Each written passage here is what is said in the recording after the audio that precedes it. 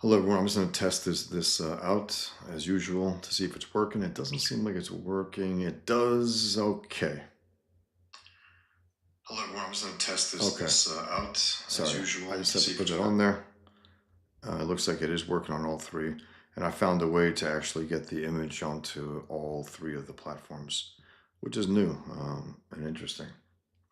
But just wanted to chime in about 1 second. It doesn't seem like it's working actually.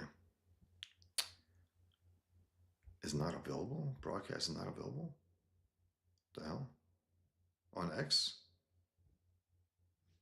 Hold on a second. Let me try to get that back and see what's what, because that's my biggest platform here. Okay, I guess it is going. Um, I just want to do um, a cold read on Robert Spencer's article that he wrote today, that he published today at least. 24 years after 9/11, who is winning the war? And it is a war, no matter what they claim, no matter the rats who say, oh, that war's over. No, the Islamic enemy is alive and well and killing away. And instead of rebuilding the towers, they put holes in the ground as if that's good. No, no. We don't need tombstones or things like that during wartime. We need to rebuild taller, better, stronger, more powerful. Um, we need to build them in Mecca, knock out the Kaaba and build the towers there. Anyway, um, hope you can join me here and chime in if you want. Any thoughts about 9/11? Let me know. And I'm going to cut this off now because I don't want to be interrupted by it. So let me read Robert Spencer's words. I haven't read it yet. I just saw it. So I'm going to read it here with you. And you guys can chime in if you want. 24 years after 9/11, who is winning the war? Robert Spencer. Robert Spencer, if you don't know, he's the premier expert on Islam, jihad. He's been writing books against Islam and jihad for at least since 2023. Probably was writing before that, but officially published, I think, 2023, his first book, and he's had almost 30 books since. Most of them against Islam and jihad. He's the most articulate thinker on this. He knows it chapter and verse, literally chapter and verse. I don't know it that way. That's why whenever I'm asked to be on certain shows, I say, well, I think you probably would rather have Robert Spencer on. It's not to diminish my knowledge about this stuff. It's just the fact that I'm not a chapter and verse guy. I haven't gotten as deep as Robert has. I'm not as, you know, at the top of my mind about this stuff. And I've forgotten more than people have ever, known about this thing. But in terms of Robert, I think he's the top guy. And that's why Pigman's secret identity, Frank Warner, is based on Robert Spencer and John O'Neill, the FBI agent who was hunting down bin Laden for at least a decade or two. Um, that's what he represents, the thinking man against this evil ideology. So let me read it. Robert writes, it is almost a quarter century now since the September 11, 2001 jihad attacks that killed nearly 3,000 people in New York City and Washington. Many Americans assumed that the jihad threat was somehow neutralized and contained in the immediate after. This is true. This is sick, but I hear it myself sometimes. Like, you're still going on about this? It's over. 25 years ago. 300,000 human beings at least have been murdered since 9/11. The jihad is alive and well. And we allowed it to, hey, John, we allowed it to fester and go on. And, you know, this idea that so long as we don't get attacked, it's okay. No, it's a global jihad. There's a jihad, or the same jihad against us is a jihad going on against Israel. against Europe. That's the same jihad against Russia. They had a few attacks, a horrific one, by the way, 2005. Hail Jimmy. So this is Robert Spencer again. I'm going to read it cold here. I haven't read it. This is his thoughts on 24 years since the atrocity. It is all, and he has this picture, to show, it's not, you know, that's not what you want to see. You don't want to see these where the towers were and to make it look pretty type thing. It's like, nah, we need massive towers there, rebuilt, longer, taller, more powerful.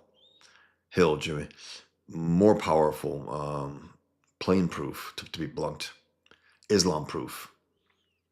Yeah, there were, John. John says there were a lot of lies around the 9/11 stuff. I pray that really dark stuff isn't true, but the evidence has really piled up over the years. Uh, if you can elaborate on that, John, because I hope you're not going to get into the conspiracy bullshit, because it is absolute bullshit. Uh, if you talk about, let's say, Building 7, those who want to talk about Building 7, you know what they don't want to talk about, John, and others? They don't want to talk about the 47,000 jihadist attacks since 9/11. Building 7 or 47,000 jihadist attacks? Which one? Which one do you think they're more interested in? So, you know, I think there's a lot of lies, a lot, for many reasons. They want to cover Islam's ass. They want to cover their own dereliction, our government and media. Um, they want to cover for an evil religion that's at war with the entire world. And so they have to lie year after year after year, and they've piled up these lies. And I'm just reading a commentary by a guy, Robert Spencer, who knows this, who knows the truth, who's been writing it for over 2 decades. So I hope you haven't got caught up with the bullshit, John, because the bulk of it is bullshit. The simple fact is that there was a 1,400 year jihad going on. This is just part of it. To many, they think 9/11 was that. Okay, that's it. No. You got 1,400 years before 9/11. Studio Sisgard and Funny Picked. Right, so Funny Pictures, comics, right? So I remember that morning very well. That was the day reality changed forever. It was a horrific day. The impossible was happening right before our eyes, the horror right before our eyes. John writes, whether 9/11 was what we were told or not doesn't change the evil of the Muslims. Again, what we were told. John, it's not what we were told. The media lies, our government lies. Leftists lie. Historians lie. A lot of these people lie. You can find the truth directly. You can find it. You don't have to rely on these rats, on these known liars. So this idea with that whore, Candace Owens says, we were lied about Islam. I'm going to apologize to all the Muslims on behalf of all Americans. That's a lie, because that whore doesn't cite the fact that we were lied to. We were lied to that Islam is a religion of peace. She was trying to say that America was teaching young kids that Islam's evil. That's the lie. That's the lie. I know that, John. I know that. There's communism, there's Islam, the two great enemies of civilization. But that's not what we're talking about right now. So I want to stay focused on this. It's 9/11. We're not dealing with the communists right now.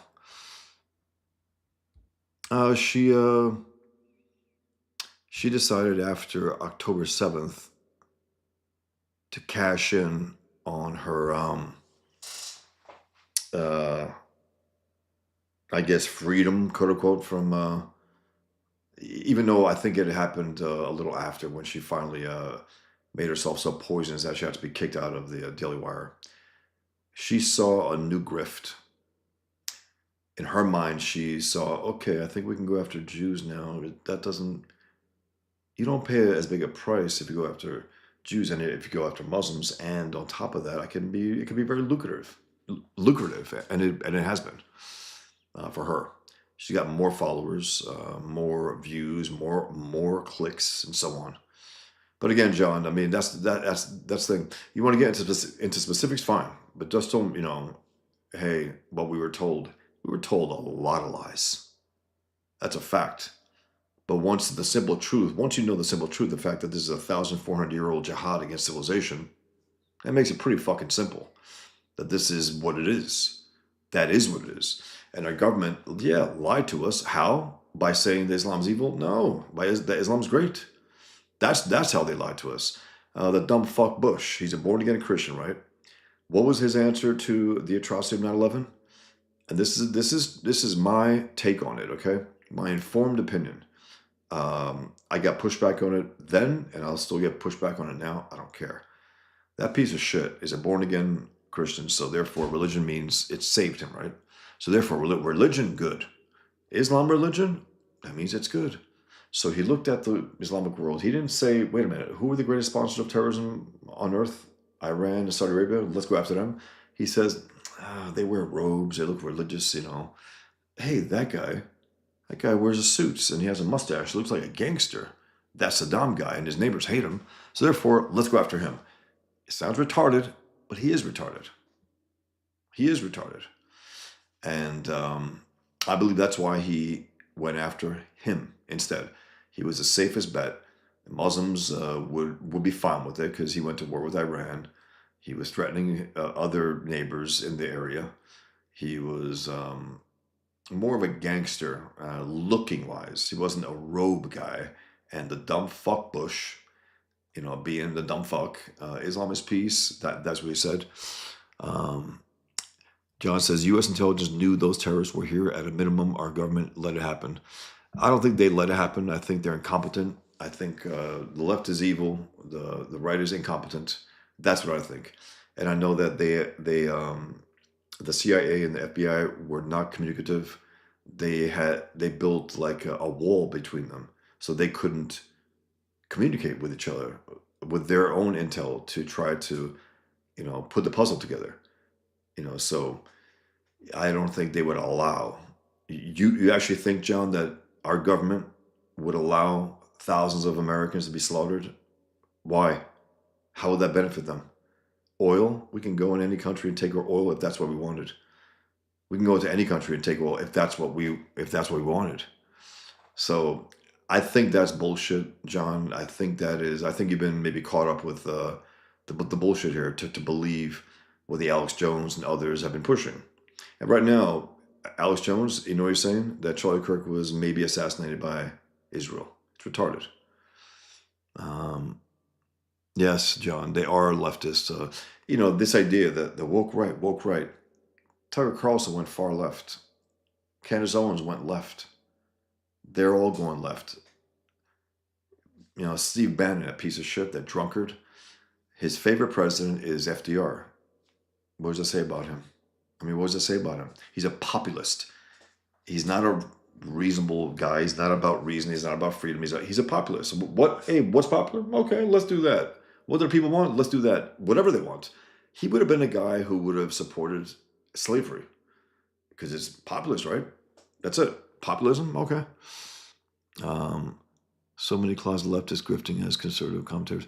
John said Brennan signed their visas while he was stationed in the Mideast. Our CIA set it up. Our CIA set up 9/11? John. You got to stop, man. This is absolute. It's just stupid talk. Dumb talk, really. They stole $2 trillion and go to pass the Patriot Act for starters. Yeah, you know what, John? I'm not sure you would get it. I don't think so, actually. I think you gotta read some books before you read some stupid articles or watch some stupid shows. I've read dozens and dozens and dozens of books on this, thousands of articles. There's a lot of lies being spread out there. Our government has done evil things. I don't think our government wants to allow the slaughter of Americans, allow New York to, be hit, allow the Pentagon, allow the Capitol building to be hit, which was the third target. It's a joke. It really is. So I don't know what you mean. They stole 2 trillion. Who stole 2 trillion, John? This is conspiracy talk. I want to stay on point. I want to stay on point. I want to focus on what Robert Spencer says on this day, 24 years to commemorate the atrocity. Um, Greg Horvey says, God, I hate Bannon. He's a piece of shit. Bannon. Big Harry Nut says, I mean, we had these people in satellites, but no, we ain't going to get anything done because Bill didn't want us to fight. Now, Bill Clinton did allow Osama bin Laden to get away at least 2 or 3 times. We know that. That's a far cry, though, from allowing an atrocity to happen. It's just cowardice, political cowardice on his part. And he's evil. He doesn't love America, so he can't defend it. If you don't love the country, how can you defend it against its enemies? You can't. Literally, you can't, because you don't love it. He allowed him to get away, with murder. He did. And then our dumb fuck government went after Saddam, and they bombed some mountain range in Afghanistan and allowed the Islamic enemy to get away. They allowed them to. We should have hit the main targets: Iran and Saudi Arabia. What does that mean? Bombing Mecca? Sure. Bombing Tehran? Absolutely. Nuking them? Yes. Yes. Absolutely. That's what warranted it. Almost 3,000 Americans were slaughtered in Pearl Harbor. What was the response to that? A few years later, when we were able to, we nuked them. That's what nukes are for. To end the threat. Not to pussyfoot around and to send our soldiers into hell and let them get killed for no reason, really. Who gives a fuck to fight these guys head on? Bomb the fuckers. That's it. They want to fly planes into our buildings? Bomb them with actual missiles, not planes that they hijack, turn into missiles. Art says, apparently the powers that be didn't like my first comment saying what I think of their prophet. I didn't get a first comment here, Art. So were you notified that it was deleted or something? John says, agree to disagree. No, it's not agree to disagree, John. I know these things, you don't. So it's not like we don't have equal information about this, equal knowledge about this. We don't. It's like when people want to argue with me about Islam. It's like, I studied this as if my life depended on it. You didn't. So it's not about agree to disagree. You don't know what I know. That's it. I mean, you can come here and spread this propaganda and, this mad conspiracy talk. I'm going to hit back because it's bullshit. Again, it's a very simple thing. And that's been the whole thing for the last 24 years, was to hide that simple thing. The fact that this is a 1,400 holy war against the world, to hide that fact. Because once you concede that, there's no more talk about anything else. There's no more talk about, hey, the Palestinian land. No, it's jihad. Hey, Kashmir, the Pakistanis. No, it's jihad. But what's happening with the Islamization of the UK? That's jihad, incremental jihad. So it's not about agree to disagree. It's the fact that I know these things and you don't. And again, I'm not here to argue all the nonsense, all the lies that have been told and maybe infiltrated your mind and others as well. I still love you, Bosch. I get it. I'm a lovable guy. We'll see when the current cases and the courts get settled and more is hopefully declassified. I don't know exactly what you mean there, but the fact is we're facing an old, ancient jihad. That's a fact. It's a fact that our government doesn't want to acknowledge. They still use terms like radical Islam and Islamism, which is bullshit. Islam as such motivates the horrors that we see. Islam as such, not any deviant form of it. So whatever our corrupt government did, it's like what you're doing is also you're diminishing the evil of this enemy by trying to balance it out with the evil of our government and so on. Our government's incompetent, corrupt. When the leftists are in power, they're evil. When the Republicans are in power, usually they're corrupt and they're stupid. Even the Trump administration at times, just dumb shit that they're saying and doing. About Qatar, like, getting pissed off at Israel for bombing the Hamas headquarters in Qatar. Why? Why get pissed? They're doing the world a favor. That's just dumb shit. Um, Greg Horvey says we probably could have just let Israel take care of things, but we didn't even allow that. Yeah, I mean, Israel, is always gung ho to take out these savages, and no doubt they help us with intel at that time. I worked that into Pigman as well, where he gets intel from his Israeli friend. Um, sure, John. I agree. Our government lies, our media lies, our institutions lie. I know all that. But the point is, you can bypass all those rat fucks. No, they've lied. They lie about everything. Of course, they lie about Islam. What do they say about Islam? What do they say about 9/11 and about Al Qaeda? They blame us. The left came out and said we deserved it. So it's like, meaning it doesn't matter what they say. It just goes in one ear, out the other. They're liars. George Bush is a dumb fuck. Dumb fuck. His religion advisor, David Forte, came out there after 9/11. Nothing this evil could come from religion. Only something like 9/11 could come from religion. Only something like 9/11 could come. Why? How?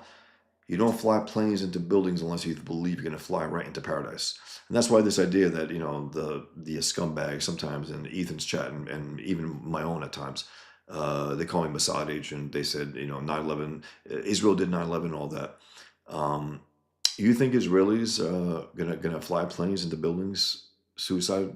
No, no. It's only Muslims did that, and kamikazes. The kamikazes did that for their emperor, who they saw as a god.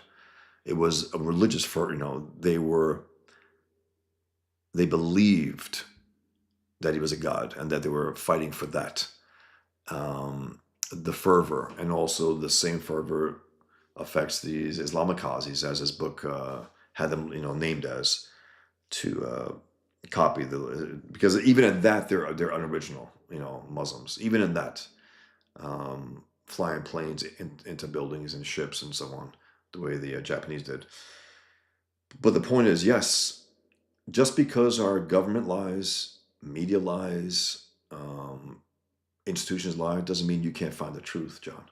Doesn't mean you cannot yourself discover it. The truth is out there.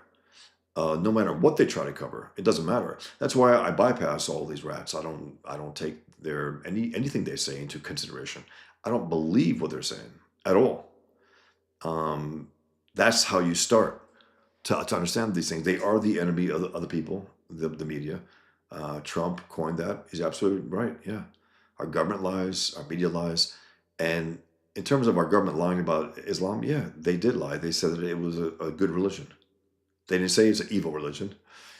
That whore, Candace Owens says that we were lied to about Islam. They said it was evil. They said, who said it was evil? Only the truth tellers did. Our government said it was great. It's only a small minority of extremists. Our media said it's great. Our institutions said it's great. Comic books said it's great. Everything said Islam's great. It's just that these freak adherents, they follow a different version of Islam. That's a lie. That's a lie. So the idea that they're telling lies that you can't counter, I mean, that's just bullshit. Because again, the truth is out there. You have to dig deep and read and follow on those who only tell the truth about these things. And you can find it. You can discover it, despite the efforts of the scum of the earth trying to hide it from you. So,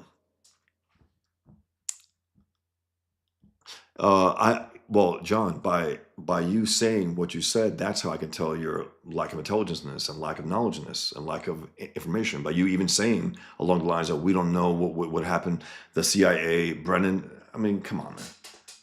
Come on. I mean, get serious here. I don't think insulting my intelligence is a good way. You're insulting your intelligence by mentioning these things. You're insulting your own intelligence here, John.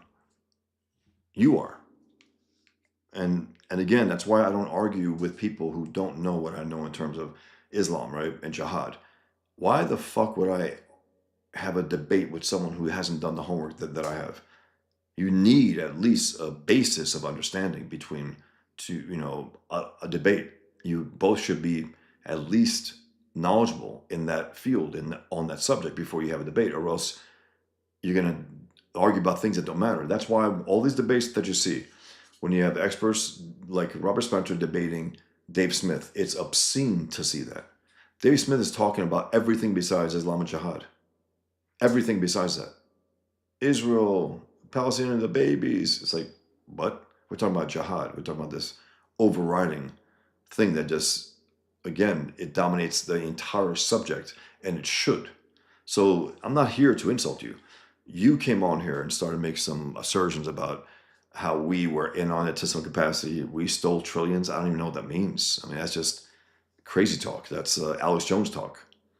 And maybe you might be talking about, Building 7, could be bringing in Israel. I don't know.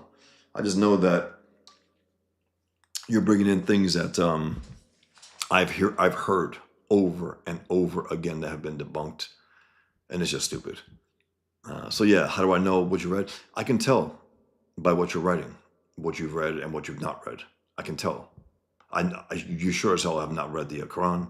You haven't read Robert Spencer's 20 books on Islamic Jihad. I'm not comparing you to Dave Smith. He is retarded, John. What I'm saying here is that I study Islamism. My life depended on it. You haven't. I know you haven't. So the point is, I have an upper hand here. You're bringing conspiracy to this. I'm bringing facts, history, knowledge, well earned. I went through the mud to get the knowledge that I have. I went to read the Quran number of times. I went to read, again, thousands of articles, pamphlets, dozens and dozens, 30, 40, maybe more than that books. I read more than I ever should have, but I just wanted to get into the mindset of this enemy and how to defeat him in my fictional world. That's it. That's what I wanted. Art says, I swear I saw it posted, then it was suddenly gone. No mentioning most proclivities, I guess. Huh. Greg Horvey says, it's ironic that UK is becoming so radical that the Saudi prince is saying they should kick out the Islamists. Yeah, but those rats play a double game, the Saudis. A double game, always. They're the scum of the earth. Iran will tell us death to America. Saudis will say, hey, you're our friend. They're not our friend. They're not. They fund terrorism. But they'll play this game while they're not in a powerful position. If they were in a more powerful position than us, they wouldn't be saying what they're saying. They'd be doing a lot worse than they are doing. So, I wouldn't take any of what they're saying at all. At all. They're scum of the earth. They follow a backwards religion, a culture. They behead homosexuals still today in town squares in Saudi Arabia. What's the difference between them and ISIS? They're official. ISIS is unofficial. That's it. I'm gonna hopefully you don't hear that again. The religion of peace, yeah. John says Dave Smith is a retard. Do not compare me to him. I don't think I did, John. But at the same time, I can tell you're bringing in the usual bullshit about the conspiracies, and I've batted those away for the last 20-something years. Building 7. Again, you want to talk about Building 7. That is to say that it was a fake attack, right? If you say that, right? It was bombed, our government. Then how do you account for the 47,000 jihadist attacks since 9/11? Meaning, if that was fake 9/11, all the others, the 47,000 are fake, or they're all real except 9/11? It's retarded. So here we go. Robert Spencer writing about the atrocity published today, 24 years later. Because it is almost a quarter century now since the September 11, 2001 jihad attacks that killed nearly 3,000 people in New York City and Washington. Many Americans assumed that the jihad threat was somehow neutralized and contained in the immediate aftermath of those attacks, such that a large-scale jihad attack can never happen again in America. And the public discourse has moved on to other issues: mass migration, skyrocketing crime in the cities, tariffs, and the like. In reality, however, the jihad against the U.S. has not ended, and in the near quarter century since 9/11, the jihadis have made immense gains. The jihad is still being fought, and the forces of freedom aren't winning. The biggest victory that the jihadis won in the wake of the 9/11 attacks was to divert attention away from the ideology that motivated those attacks. That's the key here, John and others who want to talk about, who want to be distracted from the fact that this is a very simple thing here. Um, a savage religion motivating savages. That's it. That's the in a nutshell. Everything else is noise. Everything else is noise. Attacks was to divert attention away from the ideology that motivated those attacks and to stigmatize and demonize those who spoke honestly about that ideology. George W. Bush famously walked into a mosque 6 days after the attacks and proclaimed that Islam was peace. That fucker said technically goes, Islam is peace. And flanked by 2 members of CARE who are stealth jihadists who came from Hamas. So that retard allowed himself to be, flanked by the enemy in a mosque. And again, his retarded religion advisor, David Forte, nothing this evil can come from religion. Only religion could have motivated the Islamic attacks on 9/11 and beyond. Again, people try to say, well, it's a political ideology. Really? You're going to fly planes into buildings for politics? No. You're going to do that to fly into paradise. It was an act of faith as much as an act of war. So George W. Bush famously walked into a mosque 6 days after the attacks and proclaimed that Islam was peace. Several years later, Barack Obama made that statement the official policy of the United States government, overseeing a purge of all U.S. intelligence and military training materials on counterterrorism of all mention of Islam and jihad. That's a fact. And Robert Spencer used to speak to our military, used to speak to our intelligence agencies, and has not been doing that ever since. And that's why, it's a failure, I think, for Trump as well, to not have Robert Spencer as an advisor for Islam and jihad. It's a failure on the administration's part to not have, Robert Spencer here and to discuss this. So ever since then, our entire military intelligence apparatus has been intentionally ignorant regarding, and that's why when the institutions do not allow the truth to be spoken, that's when all the conspiracy lies run wild and people get caught up into it. They get caught up into it. Ignorant people do.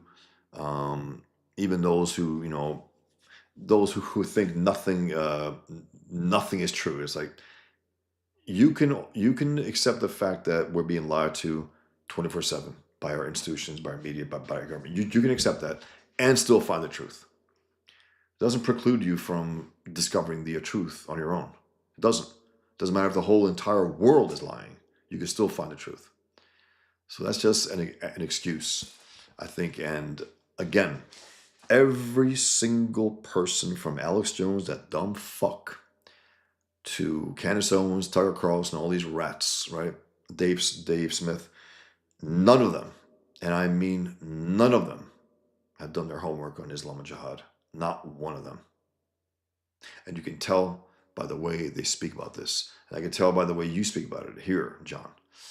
You're ignorant about this.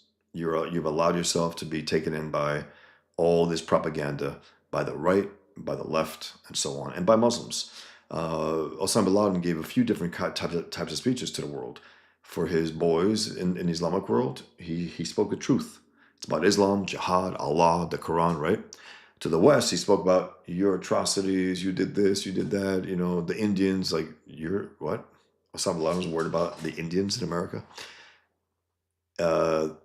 He can manipulate minds, those who aren't armed with the truth. Once you're armed with the truth, it can just get right off you. It's like, okay, I know the truth. I won't be caught up into this. If you don't know it, if you haven't bothered to study it, you can get caught up with all the lies, all the conspiracies, and it's all meant to keep you away from a truth. because people have their own agendas outside of the truth. Alex Jones is not interested in the truth at all. He's not. He's a madman. I mean, he really is. He's a fuckhead. I mean, Tucker Carlson is not interested in the truth. If he was, he'd have Robert Spencer on to talk about this threat. If our government, if the Trump administration was interested in the truth about what we're dealing here, they would have Robert Spencer as a regular advisor about Islamic Jihad. They're not. They're not. There at times are. There are some people. Trump's good and bad and back and forth. At least there's some good there, whereas the left there's no good. So Trump will, say and do stupid things and then say and do good things. So there's at least from him you get some good. But let's go on though. And doing this, Bush and his. So again, if you come to me with these things, I'm gonna hit back. I don't tolerate this kind of stuff. I don't. It's propaganda. It is a conspiracy theory. I don't abide by it. I don't. And also, you got to be very specific. You can't just this stole two trillion. Brennan is an enemy of the United States of America. He's an enemy within. Obama is. Biden, his whole administration was. They're enemies within. Our current, government is better than them. This idea that they're all the same. I'm not saying you're saying that, John, but this idea from like a guy like Paul Revouch, who went off the deep end, pretends that Trump is buddies with Obama. He didn't get shot and so on. That's retarded. That's morally retarded, intellectually retarded. Just doesn't make sense at all. Let me read some more here. Again, this is Robert Spencer, 24 years after 9/11. Thanks for being here, guys. I appreciate it's late. I know I couldn't get here till now. So thanks.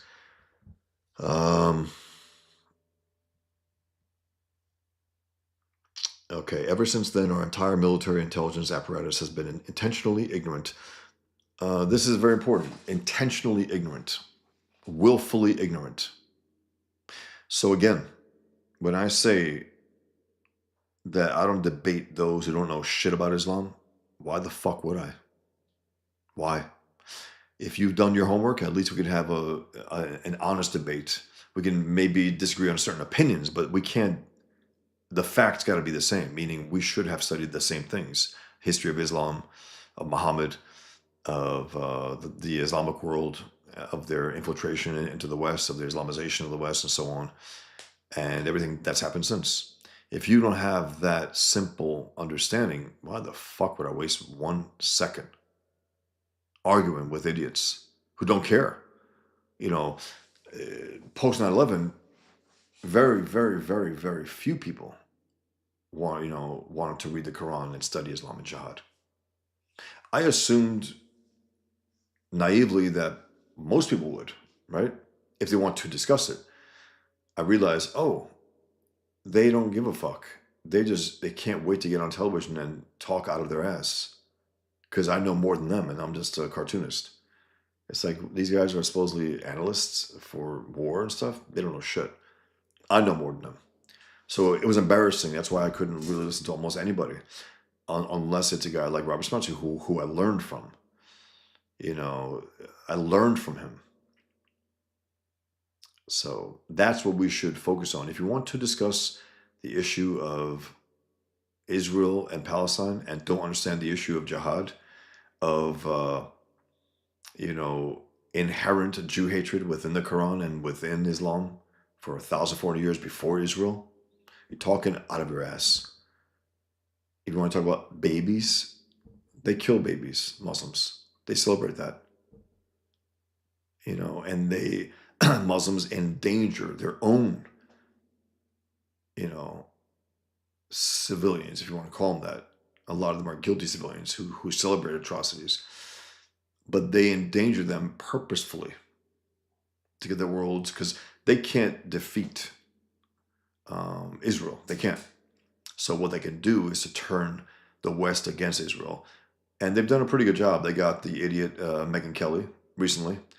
That dumb whore was just talking shit the old day. She has these vile scumbags, anti-Israel, pro-Islam whores like Tucker Carlson, something Mate, I forgot his name. I'm glad. MTG, the piece of shit, some other blonde, ugly bitch. And she is now has been corrupted, compromised. She's compromised herself out of ignorance. Because again, she didn't have the knowledge that you need to protect yourself from this kind of, from succumbing to that kind of propaganda. She didn't do her homework. She's busy trying to look her best. You know, she's an attractive woman, but I think at times I think that's her main thing. Look good and tell some, some news at times. She got a little more poppy recently. I can't watch her anymore. I can't. The only one I can watch right now in terms of all these talking heads, in terms of, I guess, conservative media is Crowder. He's overall pretty good. And he knows his stuff. He does his homework. Anyway, so here we go. So again, Robert Spencer writes, ever since then, our entire military and intelligence apparatus has been intentionally ignorant regarding the nature and magnitude of the jihad threat. And this has deformed our response to it in numerous ways. Most notoriously, Bush sent American troops into Iraq and Afghanistan, fondly assuming that the people of both countries would welcome those troops as liberators. It's retarded. Again, the dumb fuck. What he should have done, and what he should have done first and foremost. Okay, who are the first and foremost experts on Islamic Jihad? Bring them into my office. I need to speak to them. Didn't do that. Did he pick up a Quran? No. He was given a Quran by our enemy. You know what he did? He put it in the White House library. Huh? Look. It's like, bitch, I know you didn't read it. So first things first, you got to read the enemy's book. He didn't do that. You also have to get advisors who know their stuff. He didn't do that. So he goes into Afghanistan and Iraq and says, we can bring democracy there. It's retarded. Fondly assuming that the people of both countries would welcome those troops as liberators and hoping to transform both into Western-style secular republics that would become beacons of freedom and prosperity and examples for the rest of the Islamic world to follow. Retarded. In doing this, Bush and his advisors completely disregarded both the nature of Islamic law as a political system and the attachment that most ordinary Muslims in both countries have for that law. There was never, and again, we didn't dictate to them what their new constitutions would be because, again, retards were in power. In World War II, we told Germany and Japan what's what. This is your new constitution. You're going to do this, and if you don't, there'll be a problem. We didn't do that. We allowed them to vote in Sharia law. We allowed them to vote in whatever they wanted. That's it. And thousands of our soldiers died for what? So they can implement Sharia law. So they can have nine-year-old girls married to 60-year-olds in Iraq after we left. And again, it's all because they didn't do their homework. And when you bring propaganda onto my feed here, it's because you didn't do your homework. So you fell for all this crap. Protect yourself from that. Protect yourself from propaganda and conspiracy theories by informing yourself, or else you're going to get caught up and you're going to regurgitate a lot of this bullshit, a lot of it. Okay. There was never any chance that the majority of people in either nation would accept what they considered to be a man-made system over a divine one, and Bush should have known that. Instead, the U.S. government wasted trillions and lost irreplaceable personnel and material and went a long way toward one of Osama bin Laden's main goals in mounting the 9/11 attacks in the first place, weakening America economically as a first step toward its eventual collapse. And then you got Khalid Sheikh Mohammed, the Rosie O'Donnell of Al-Qaeda, who his goal, his dream, his purpose was to use immigration jihad. That's what it was. We're going to out-baby you guys. We're going to outbreed you. And we're going to Islamize America. That was his goal, conscious goal. That was the ultimate weapon. He said, terrorist attacks, yeah, sure. This is the real one. So our government, through ignorance, weakness, and not malice at times. Some of them, yes. Some of them, no. I think Bush is just a dumb fuck. I think it was malice coming from Obama. I think people in the Bush administration were malicious, yes. Bush himself, just a dumb fuck. Domestically, the unquestionable dogma that Islam was a religion of peace led to massive growth of Islamic presence in the U.S. Listen to this, please. Listen to this. In terms of mosques in America pre 9/11 and after 9/11, there were 1,209 mosques in America in 2001. 1,209, too many. By 2020, there were 2,769. And there are many more than that today. No one is concerned about this growth any more than they would be about an increased number of churches. It's like, keep in mind, guys, what we're having here. We have outposts, enemy outposts. That's what they are. It's like an enemy infiltrating us. It's like the Nazis having outposts in our country. And it's not to say all Muslims and all that bullshit. I'm tired of that. I'm just tired of it. The fact is, you got activist Muslims are part of the enemy. And most Muslims today who are coming here, who are on television, they're activist Muslims. Yet many of these mosques have links to the Muslim Brotherhood. Yet, absolutely right. 80% of them do, at least, if not more. 80% of them do. 80% of them are activist, meaning, jihadist mosques. It doesn't mean that every individual who goes in there is a jihadist. All the, Muslims, it means that it's run by that. And they're here to take over. They're not here to integrate, which is dedicated in its own words, the Muslim Brotherhood, according to a captured internal document after 9/11, to eliminating and destroying Western civilization from within and sabotaging its miserable house. See, John, you ever hear Alex Jones, Candace Owens, Tucker Carlson, Dave Smith, all these other rats? You ever hear them talk about this? Muslim Brotherhood, how they want to eliminate and destroy Western civilization from within and sabotage its miserable house? Do you ever hear that? Because that's the kind of thing that you don't need all these crazy conspiracies, meaning the truth is shocking enough. You don't need to make things up to make it worse, which is why I also post, the Charlie Kirk death, right? You got these rats now on the right spreading these things about a football player is going to pay for all of the college for the kids of Kirk. Barbara Streisand is going to do that. It's like, those are lies. There are people out there dirtying the waters. They're evil. They really are. There's no reason to do that. It's like people also trying to get some passages from the Quran post 9/11. I knew it was a lie. They said an eagle will come and the towers and the two towers. Like, that's a lie. That's not in there. Again, people talk out of their ass when they don't know the truth. And they start, when you willfully are ignorant, that's when the conspiracies come. That's when you can get caught up into the web of conspiracies and just dumb talk.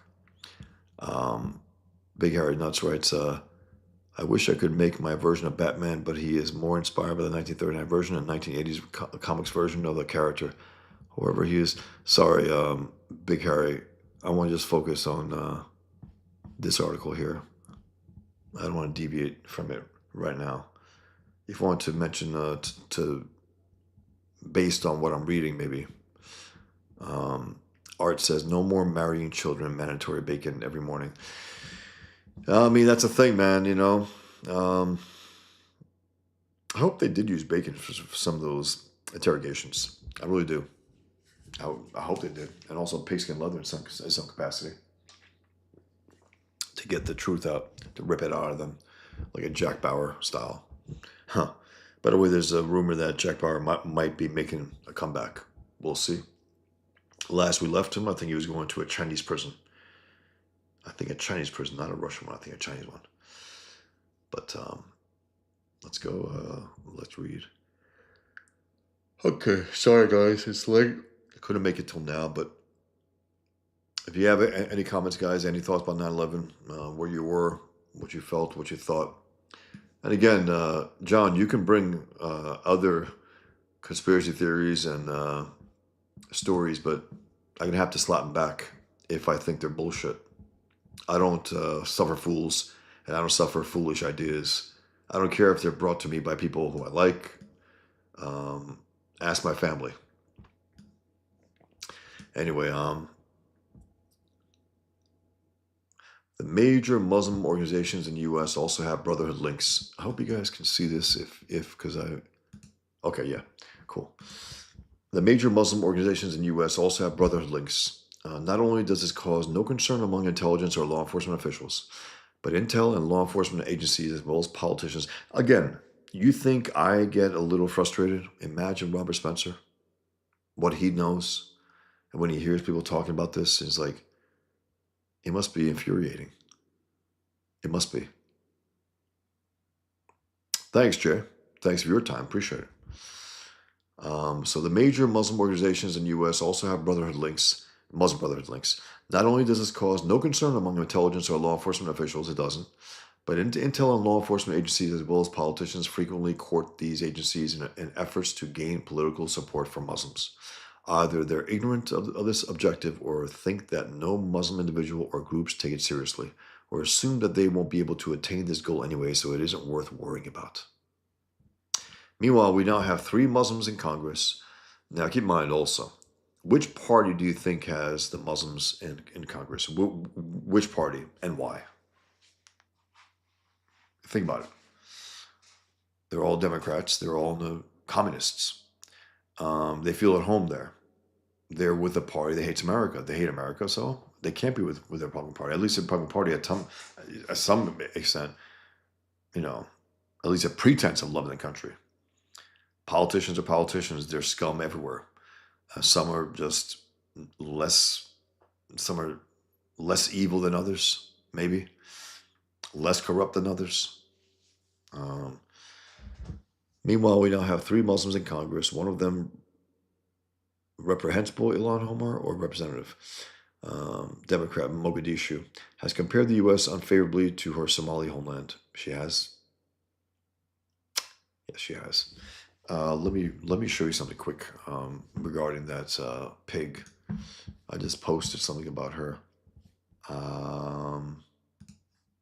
Let me get this and let me show you what I'm talking about. Okay, this is what the pig wrote.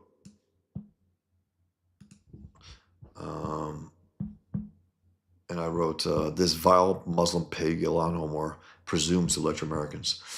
She's been trashing the dead Charlie Kirk ever since he died. And with her disgusting accent, I gotta say, it is, call me whatever you want, but it's disgusting. And it's whiny and nasally, and it's just disgusting to hear her speak. This whore said, I am, by nature, a starter of fires. My work has been to figure out where I'm going to burn down everything around me by adding the fuel of my religion, skin color, gender, or even tone. If we were a serious country, we would rip her from power. Rip her from power. She's an enemy within. Now, in our face.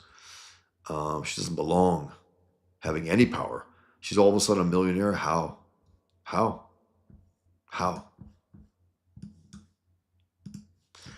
So, Robert writes, one of them, Representative Ilhan Omar, has compared the U.S. unfavorably to her Somali homeland, and a Somali leader has praised her for putting the interests of Somalia, not America, first.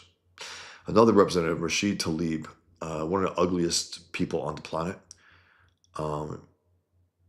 Democrat Ramallah, my God, think about this, has said that American political structures were built on slavery and genocide and rape and oppression.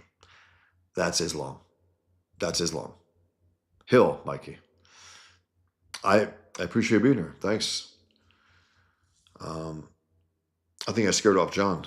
John was trying to share some conspiracy stuff. I can't tolerate it. Again, I really can't. You want to bring something? You want to bring some truth? Absolutely good. You want to bring some knowledge? I don't know. Please. You're gonna bring stuff that I've heard 20 years for the last 20 years? No, I'm gonna smack it back. It's just absolute bullshit. And again, you can accept the fact that we're lied to 24/7 by our institutions and still be able to find the truth. It's not like we've been lied to. Okay, then what? You can add to those lies? I'm not saying you are, John, but people are doing that, you know. Uh, and then you got Tucker Carlson, right, who says he thinks it's okay if he can express sympathy to Osama bin Laden's family and wish them like the best. It's like, no, no. Why would you do that? Why would you bring that up? He also questioned whether Hamas is even a terrorist organization, that it's a political organization. You know, this is madness. But again, this is where ignorance leads you. Tucker Carlson has never picked up the Quran and read it. He's never picked up Robert Spencer books and read them. Never. Never has. If he did, he couldn't say what he says. And now it's clear that Fox News kept him in check. They were better than whatever he's now. It's pretty interesting, huh, that people assume, well, after he leaves, then we'll see the real Tucker. Oh, we're seeing him, all right. Scumbag, anti-American, leftist. That's what he is. Okay. So Representative Rashida Tlaib, again, the ugliest woman on earth, has said that American political structures were built on slavery and genocide and rape and oppression. Both strongly support the jihad against Israel and have helped mainstream that support.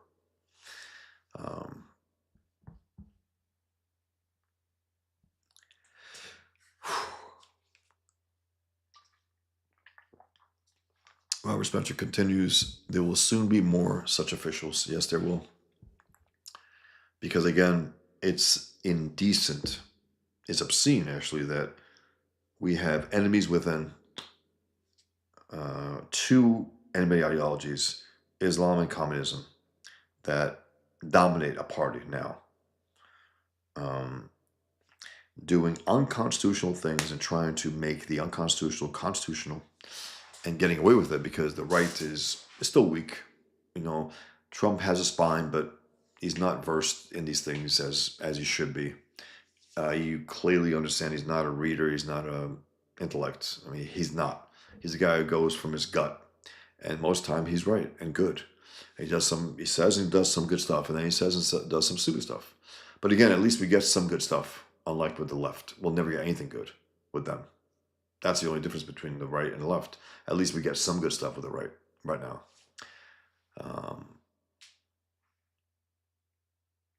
The Republican Party is filled with Democrats. The Democrat Party is filled with communists.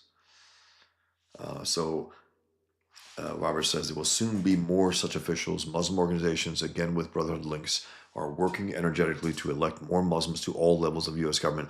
Again, guys, this is what they do. There are a number now of Muslim mayors in the UK. And that's what they want here across the country. And then they want to ultimately get Muslim governors, and then ultimately what? A Muslim president. We can't afford that. We can't. So, Zohran Mamdani, an adherent of 12-verse Shiite Islam, the official religion of the Islamic Republic of Iran, is about to become mayor of New York City. The 12-verse Shiites, you may recall, are the ones who enjoy screaming death to America. And so nearly 25 years after 9/11, the ideology that motivated Osama bin Laden is steadily and confidently advancing. There hasn't been, and again, people who spread these conspiracy theories that seem to have affected John, you're not talking about this. You're talking about things that don't matter, that aren't true. Things that Tucker, Candace Owens, Alex Jones, all these scumbags, and they're all leftists. They're all leftists. You can't, it's like the woke right. No. Tucker Carlson has done a sharp left turn. He's no longer right. Call him woke right is call him left right. It's like, no, he's on the left now. Hates America, trashes it every chance he gets, loves Islam, talks of Sharia law, visits Islamic hellholes regularly, does commercials for Qatar, goes to Saudi Arabia and says, "Oh, I can't wait to go." Why? Why would you want to go to the hellhole? And also ask yourself, Tucker, why you weren't allowed in Mecca. They don't allow non-Muslims there unless they convert. And if you did go to Mecca, well then, you're a Muslim. You have to convert. There was a siege in Mecca, right? And since they're incompetent Muslims who run that hellhole, they brought in the French, right? French military. And what did the French military have to do to get into the battle? They had to all convert to Islam. They all had to, because they had to go into Mecca, right? So they all had to convert to Islam. Yeah. And once you leave, you're considered an enemy of Islam. So some of them probably stayed, remained Muslim. Um,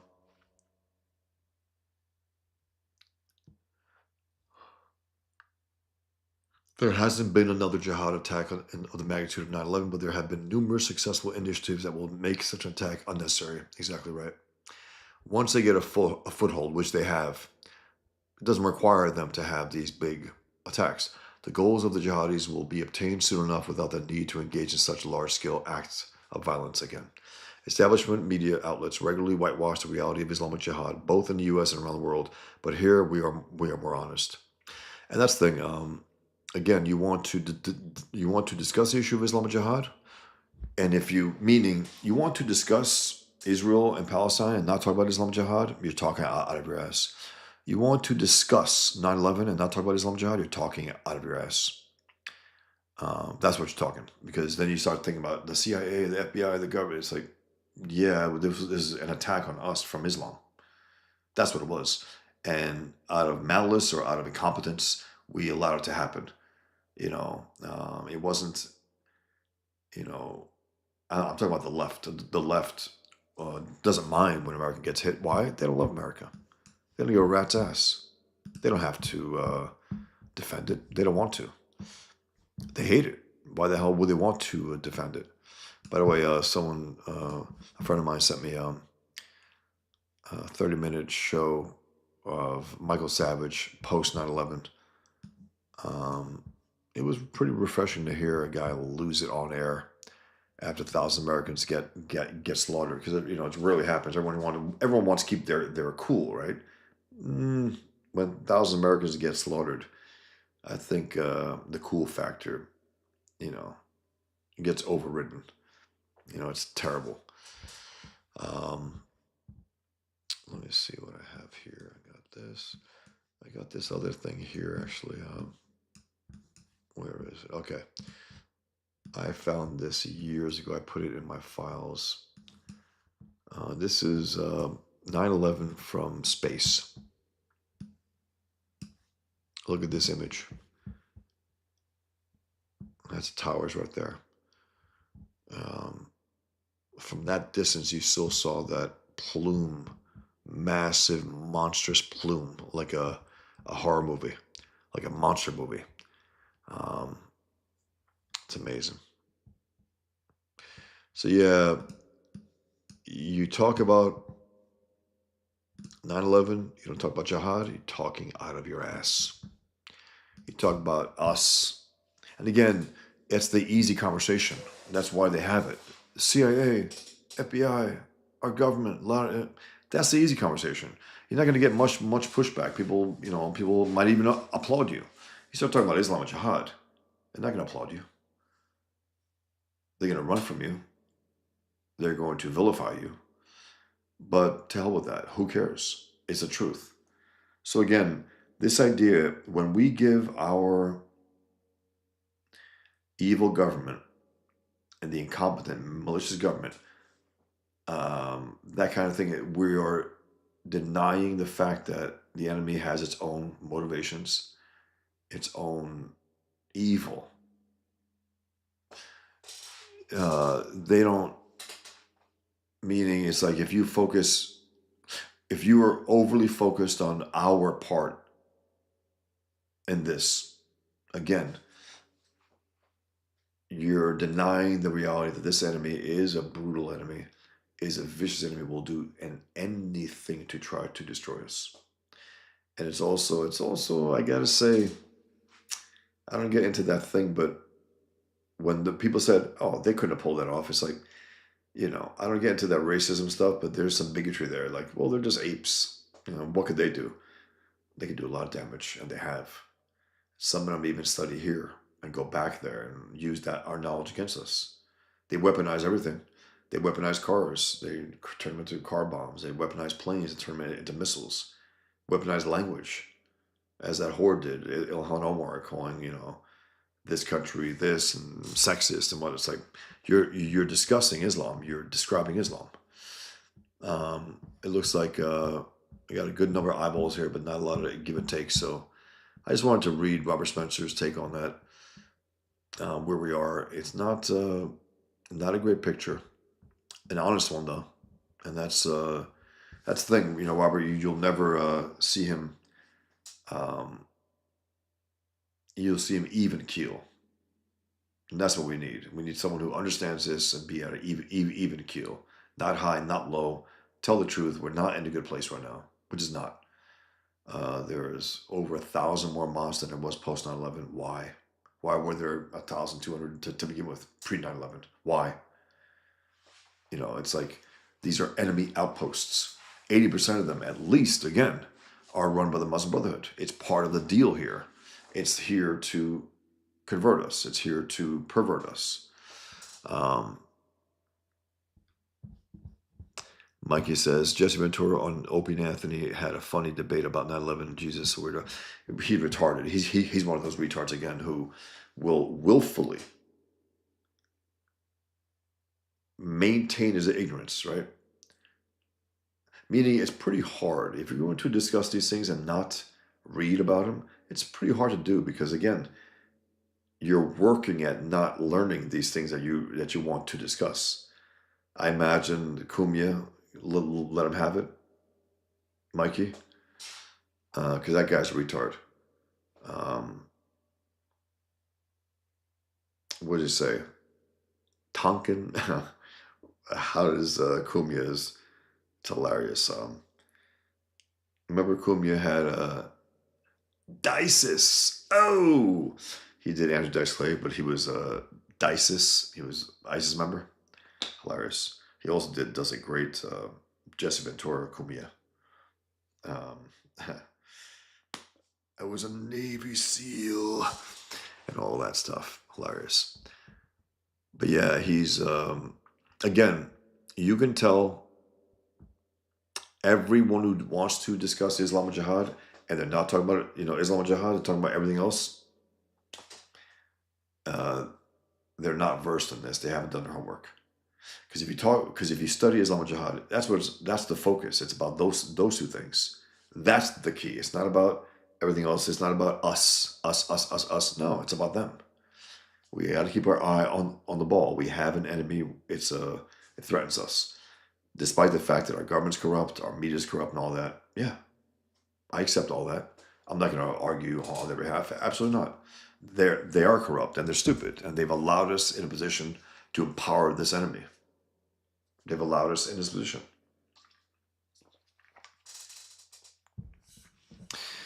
All right, let me go back to Big Hairy Nuts 2.0, who talked about Batman. After I read that, I just wanted to focus on the article. I wish I could make my version of Batman, but he is more inspired by the 1939 version and 1980s comics version of the character. However, he is dressed in a high-tech suit that has flamethrowers, X-ray vision, ski goggles built into a ninja mask, and a flame. Are you a cartoonist, Big Hairy Nuts? Ski goggles built into a ninja mask and a flaming sword. He also fights communists and corruption. He also supports Israel. He calls himself the communist buster. It's just an idea. I agree with you on your statements because they are very true. Cool. I wonder if you're a cartoonist, Big Hairy Nuts. Let me know. Mikey says, Jesse thinks it was a conspiracy and they let it happen. Doesn't say shit about jihad. LOL, he got mad and walked out. Did Jimmy Norton, James Norton, Jimmy Norton, is that the one where he, thank you for your service. Thank you for your service. He was telling Jim Norton that. being sarcastic, like thanking Jim Norton for his service, as in I was in the military, you weren't. It's like, and then he says he called him something. It was really funny about his hair. He had like a mullet, he bald top with a mullet, um, Rocky Horror or something. Hilarious. But yeah, that's the thing. You can the big tell when you're in a discussion about 9/11 is when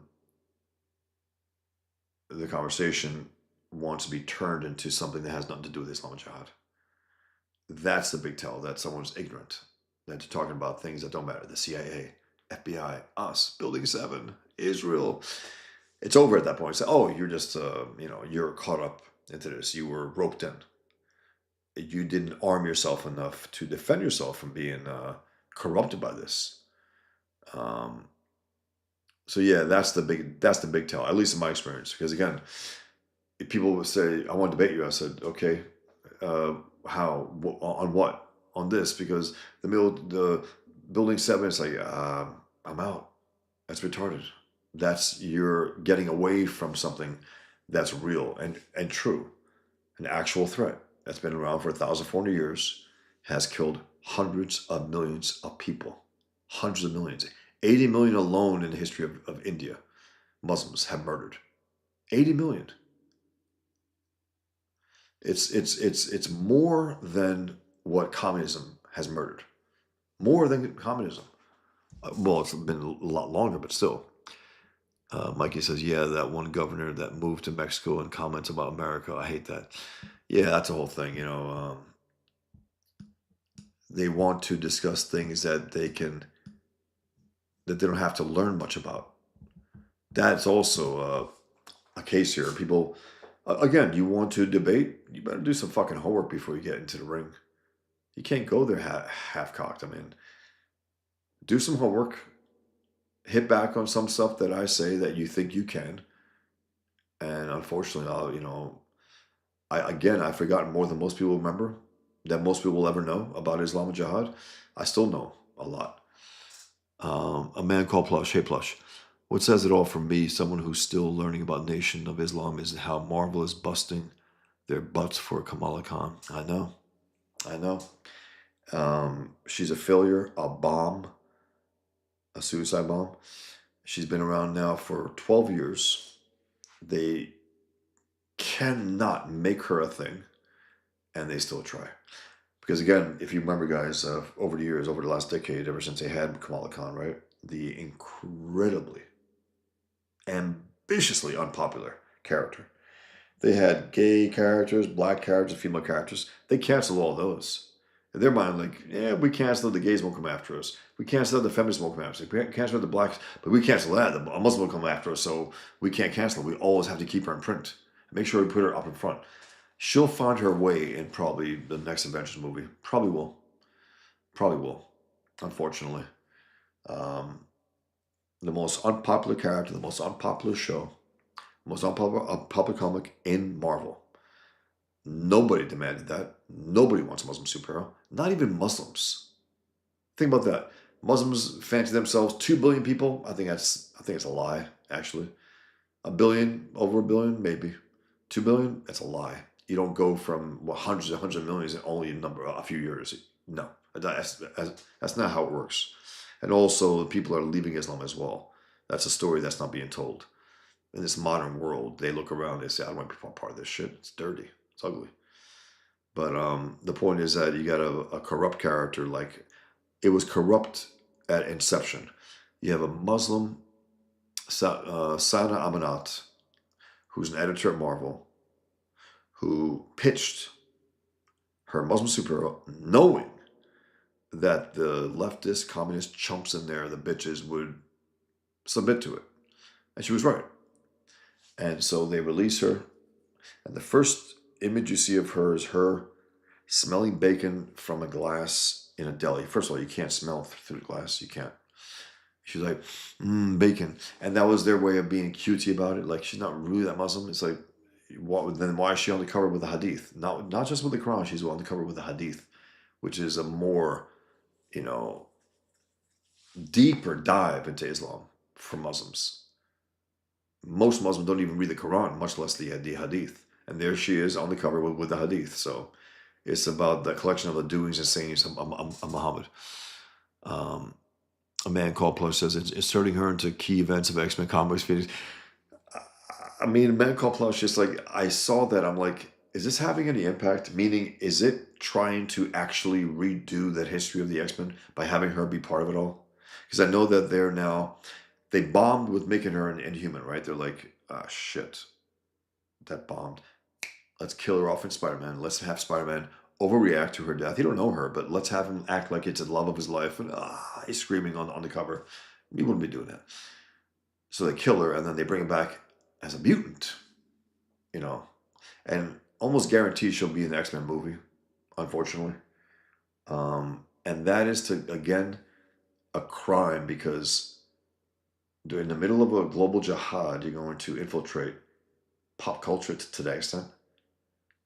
It's like having a Nazi and a Japanese, soldier in the middle of World War II movies.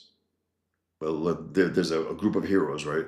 Well, let's bring that German in during World War II. He's Nazi. Let's bring in that soldier from Japan and let's all fight. Fight what? What does Kamala Khan fight for?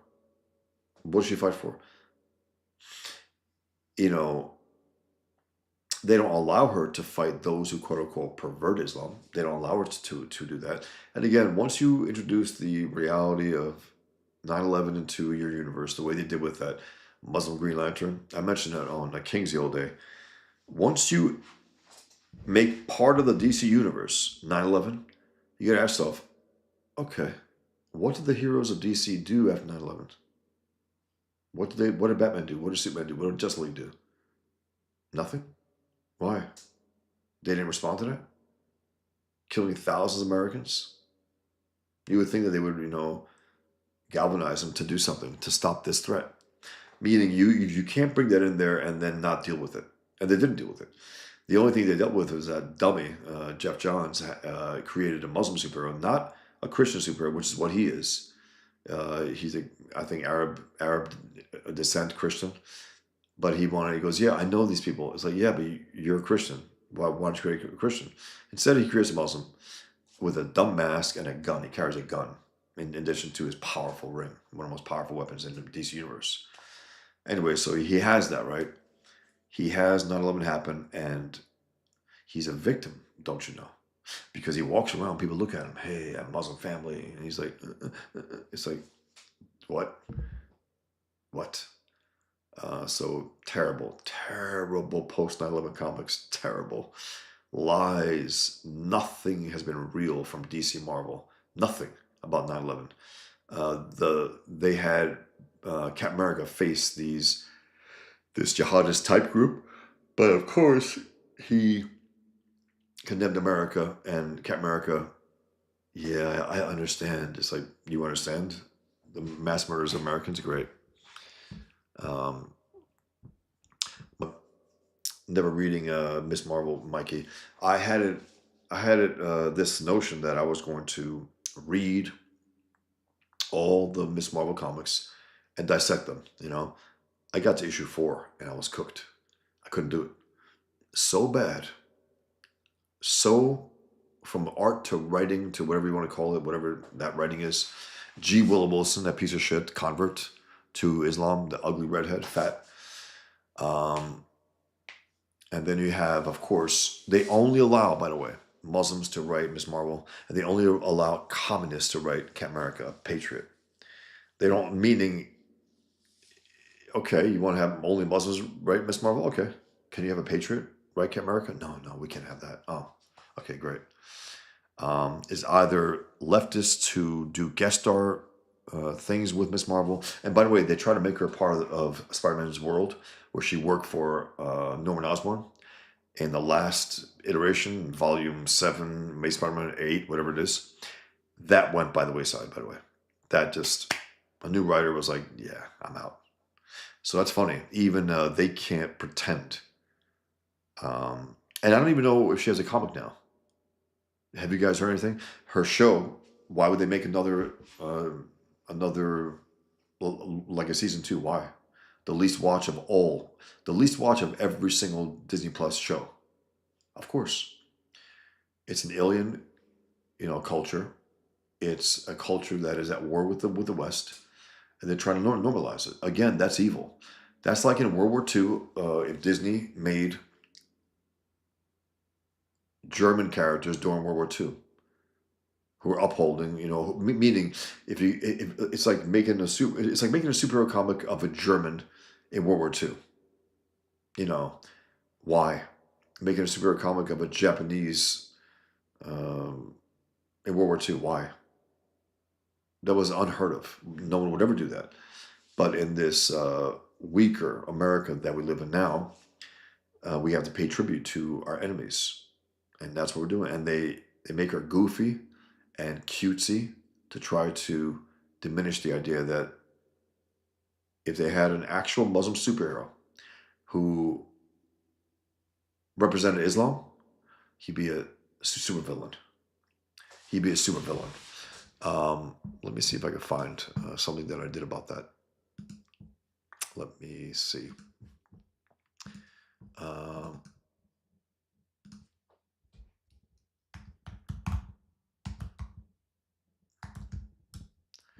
Miss Marvel, let's see. Okay, I got it. Cool. I get a little surprised sometimes when I can catch these things because it's all a little fucked up here. Okay, I'm also going to show this. I think it's a good time to show these things because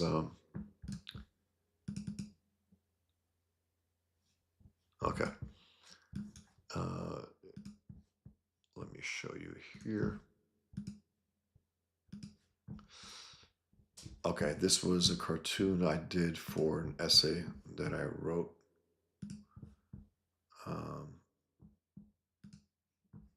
Let me get this out, and then let me get this out, and then I'll show you those after.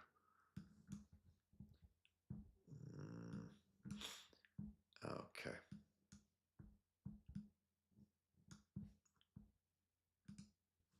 Okay, so my point in this was to Marvel's Muslim superhero, right? That's an actual drawing of Marvel, Miss Marvel, hugging Captain Marvel, right? And look at her. Oh, sun and light and sweetness and kindness, right? Happy go lucky. And also, she idolizes superheroes. She has posters of all the Marvel superheroes on her wall. You think her parents would let her do that? No, they wouldn't. They wouldn't. They can't have anyone idolize anyone in Islam, not even Muhammad. So that's retarded. And then, so I said, Marvel's Muslim superhero, Islam's superhero. Who's Islam's superhero? My character is Super Jihad, Pigman's archenemy. And he's a bloody mess here because he killed people, innocents. That's how a Muslim superhero would be if he abides by Islam. So they want it 10 ways. They want a Muslim superhero without being Muslim at all. Hey, Lee Warner. I've been on for an hour and a half almost. I'm going to get off soon. But I just wanted to talk about, I read Robert Spencer's article today about 24 years since 9/11 and where are we? And this is something that I took from a solicitation off of previews. Was it previews? And in the solicitation, they said about Marvel's Muslim superhero that she's coming for you, New York. Think about that. Post 9/11, you got a Muslim superhero watching from Jersey, looking into New York, saying, she's coming for you, New York. The way Muslims came for New York on 9/11. No one was there to check and say, I don't think we should have that. I don't think we should have a Muslim saying, I'm coming for you, New York. And then this was me just mocking the entire idea, meaning this. If you're going to have a Muslim superhero and you're going to acknowledge the idea of jihad in any capacity, right? In any capacity, like 9/11, because 9/11 did happen in the Marvel universe. Spider-Man was there, even though I think it was something like supposed to be like it didn't quite happen, but it did. Anyway, it's published. So she's like, la, la, la, la, la, la, la, la, la, la. Don't talk about jihad. So if they were at all honest, they would have made her fight those who quote unquote pervert Islam, the jihadists. But they can't go there. They can't go there. And I'm going to read, this is a little page I got from one of the comics that I read from Miss Marvel. I don't know why I isolated this one, but let's see why. This is the Marvel comic, first of all, the shit art. Sisters, no talking during the lecture, please. Sorry, Sheikh Abdullah, but it's really hard to concentrate when we can't even see you. Yeah. I remember going to mosque when I was a kid, and women in one room, men in the other room. Sister Kamala, how glad I am that you've joined us today. The partition and the side entrance for women are there to preserve your modesty and dignity, right? She's challenging the imam, which no girl ever challenged the imam, ever. Not in my experience. But didn't you tell us there was no partition of the Prophet's mosque in Medina? That men and women, they're trying to make her a girl boss in a mosque, guys. Yeah. That's not what happens. That's not what happens. I wanted to show something. What was I going to show? Okay. I'm going to show you this. I've read it before, but those of you here may not have seen it. You may not have seen it. 10 Truths. Let me see.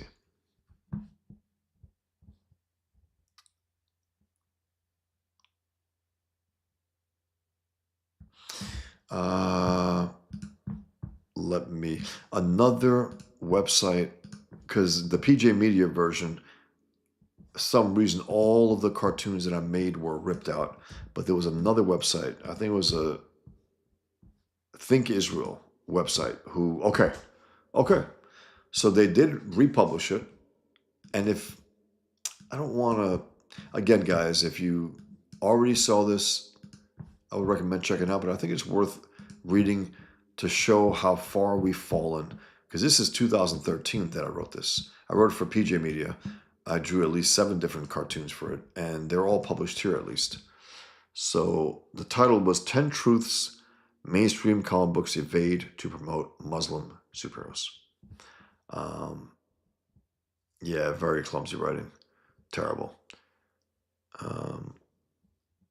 I take that as right. Exactly, Mikey. That's why I was like, I'm coming for you, New York. It's like a Muslim superhero is coming for New York.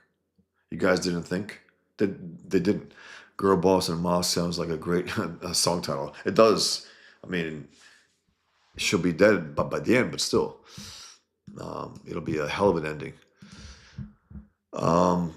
So, this website, Think Israel, republished it and retained all the cartoons that I drew, which is cool. And do I want to read this right now? It's getting a little late, but I think it's worth it, guys.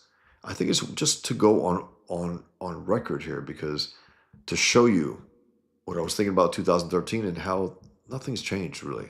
Nothing has changed. So here we go. Let's see if the reader shows it differently. Okay, I think it's a better way to read it, actually. Okay, cool. And then you can still see the cartoons. So 10 Truths Mainstream Comic Books Evade to Promote Muslim Superheroes. It's a long title, but I think I don't know any other which way to have written it, you know. I just want to write 10 Truths Comic Books Evade, Mainstream Comic Books Evade to Promote Muslim Superheroes. So that's my point here, that they have to evade these 10 truths in order to promote Muslim superheroes. I said the Muslim terrorist is a cliche, but only in real life. And in post 9/11 comic books, Muslim superheroes are becoming a cliche. As a cartoonist and as a recovered Muslim working on an anti-jihad graphic novel called The Infidel featuring Pigman, I've identified certain truths that Marvel and DC Comics have to evade in order to shove their Muslim superheroes down the throats of their readers. Before I move on to my list, I want to add that I put Muslim superheroes in quotes because Marvel and DC Comics want to promote Muslim superheroes without promoting Muslim superheroes.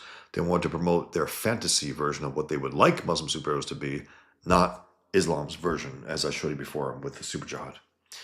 As I've argued in my work, a good Muslim by our standards is a bad Muslim by Islamic standards. Therefore, a true Muslim superhero would be a Muslim supervillain because he would act on behalf of Islam, not loving American superheroes and having posters and hugging Miss Captain Marvel. That's her favorite superhero. It's retarded. Being held by Spider-Man as if it's the love of his life dying in his arms. He didn't know her. He wouldn't react that way. He might be concerned for an innocent, but not that way. So the first truth that mainstream comic books evade in order to promote Muslim superheroes is we are at war. And nothing's changed in the last 12 years. This is, again, 2013 published this. Surprised that PJ Media published it, actually, I gotta say. Number one, we are at war. 9/11/01 was 12 years ago. Yet those behind the attack are still undefeated. The greatest state sponsor of terrorism on earth, state sponsors now, Saudi Arabia could technically be a sponsor. It's definitely a sponsor of jihad terrorism, but state-wise, they want to keep that off the grid, whereas Iran is a state sponsor. But Saudis like to play a game. Well, it's only some of the sheikhs and some. It's a sponsor of jihad. Operate as if 9/11 never happened. It's true. They operate as if 9/11 never happened. 12 years after 9/11, they operate like, wait a minute, there was an atrocity in America in the name of our religion. We sponsor terrorism, and we are still in business like nothing happened. Wow. We got this from their perspective. And whereas we are becoming more Islamic. We don't have the Twin Towers anymore. You know, we have over 1,000 more mosques. You know, and we have maybe a Muslim mayor in New York City. Meaning we're becoming more Muslim and they're becoming more Muslim. There's no Americanization on their part and less Islamization on ours. So I said, and we're still not ready to identify Islam as the enemy's motivation. This is what I was hitting for from at the beginning also, in terms of, you want to talk about this issue and not talk about Islam and jihad? You're talking out of your ass. You want to talk about the CIA and Brennan and our government and the media? Nah. The reason why you talk about those things is because you haven't done your homework. That's why. I'm talking to John and others in here who want to dirty the waters and bring all that bullshit and pretend that it's important somehow. You know, it's not at all. It's just, again, it's the ultimate excuse not to discuss the truth of the matter. Because to discuss the truth, you might get a hit. You might get blowback. If you discuss Building 7, you'll just be laughed at, maybe. That's about it. Can you imagine American comic book publishers during World War II publishing Italian, Japanese, and German superhero comic books? That would have been unthinkable back then. Almost as unthinkable as it currently is to see Marvel and DC create anti-jihad superheroes. While Marvel and DC are presenting Islam to us in the most politically correct possible way through their comics, in the real world, Muslims are on the warpath, killing non-Muslims every single day. And you guys, check it out. It's thereligionofpeace.com. It's a website that compiles all of the murders done by Islam weekly, hundreds at a time. Over 300,000 since 9/11. These Muslim superheroes are, in the end, a way for liberals to, I guess, leftists to deny the reality that an entire part of the world is at war with us, while we do everything we can to focus on Muslims who are not at war with us, as if they're the true representatives of a violent religion like Islam. And then I had this image, the victims of 9/11. And I call it the submissionary position. That's Islam's position, the submissionary position. Lee Warner says, I've wondered if the murder of Charlie Kirk will lead to something big, some kind of change, but then I'm reminded that nothing changed since 9/11. Should be black-pilled about any change post 9/11. Should I be black-pilled by any changes post 9/10? It's up to us, really. I mean, that's the thing. People are saying nothing's going to change, everything's going to change. It's truly up to us. It is up to the people. Are we going to make our voices heard? Are we going to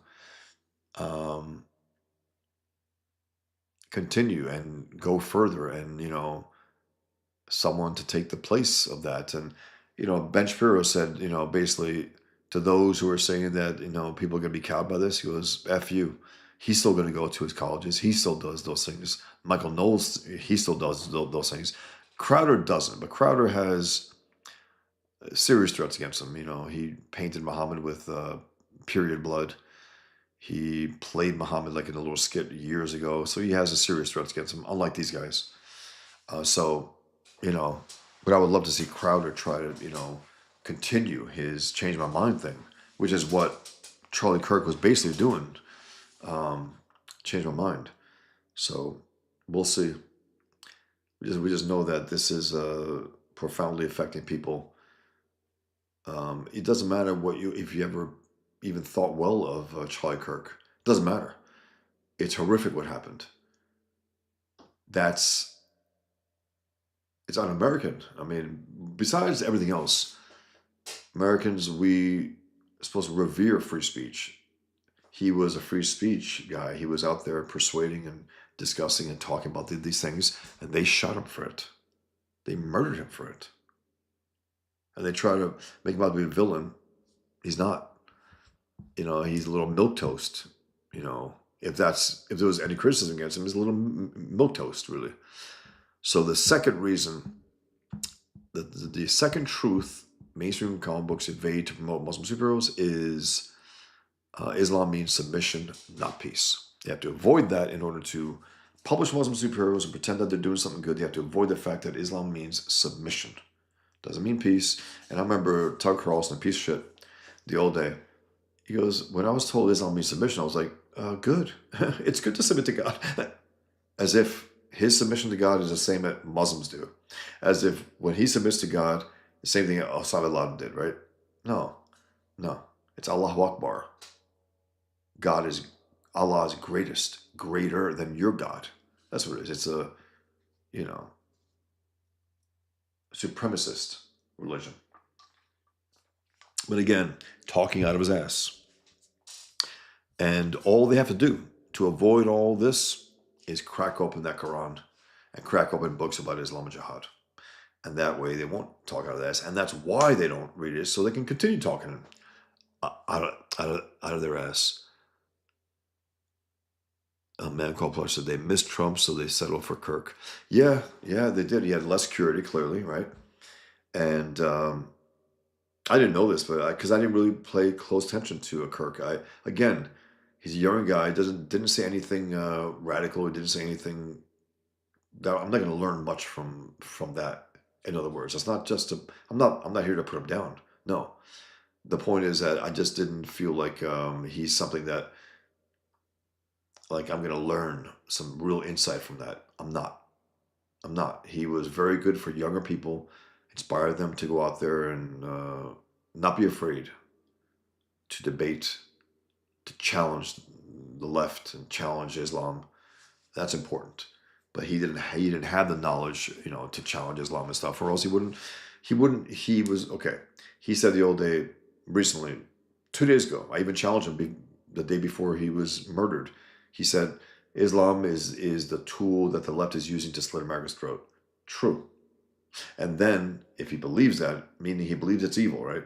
A weapon of evil, a tool of evil, and then he invites pro-Islam whore to cross into his events. So it's not just a contradictory. It tells me that he doesn't believe that. It's just rhetoric. Because if it wasn't rhetoric, he would have had Robert Spencer there at all of his TPUSA events. Always, but I don't think he had him at one. I might be wrong, but I don't remember him being there. And yeah, so from what I gather, there was talk.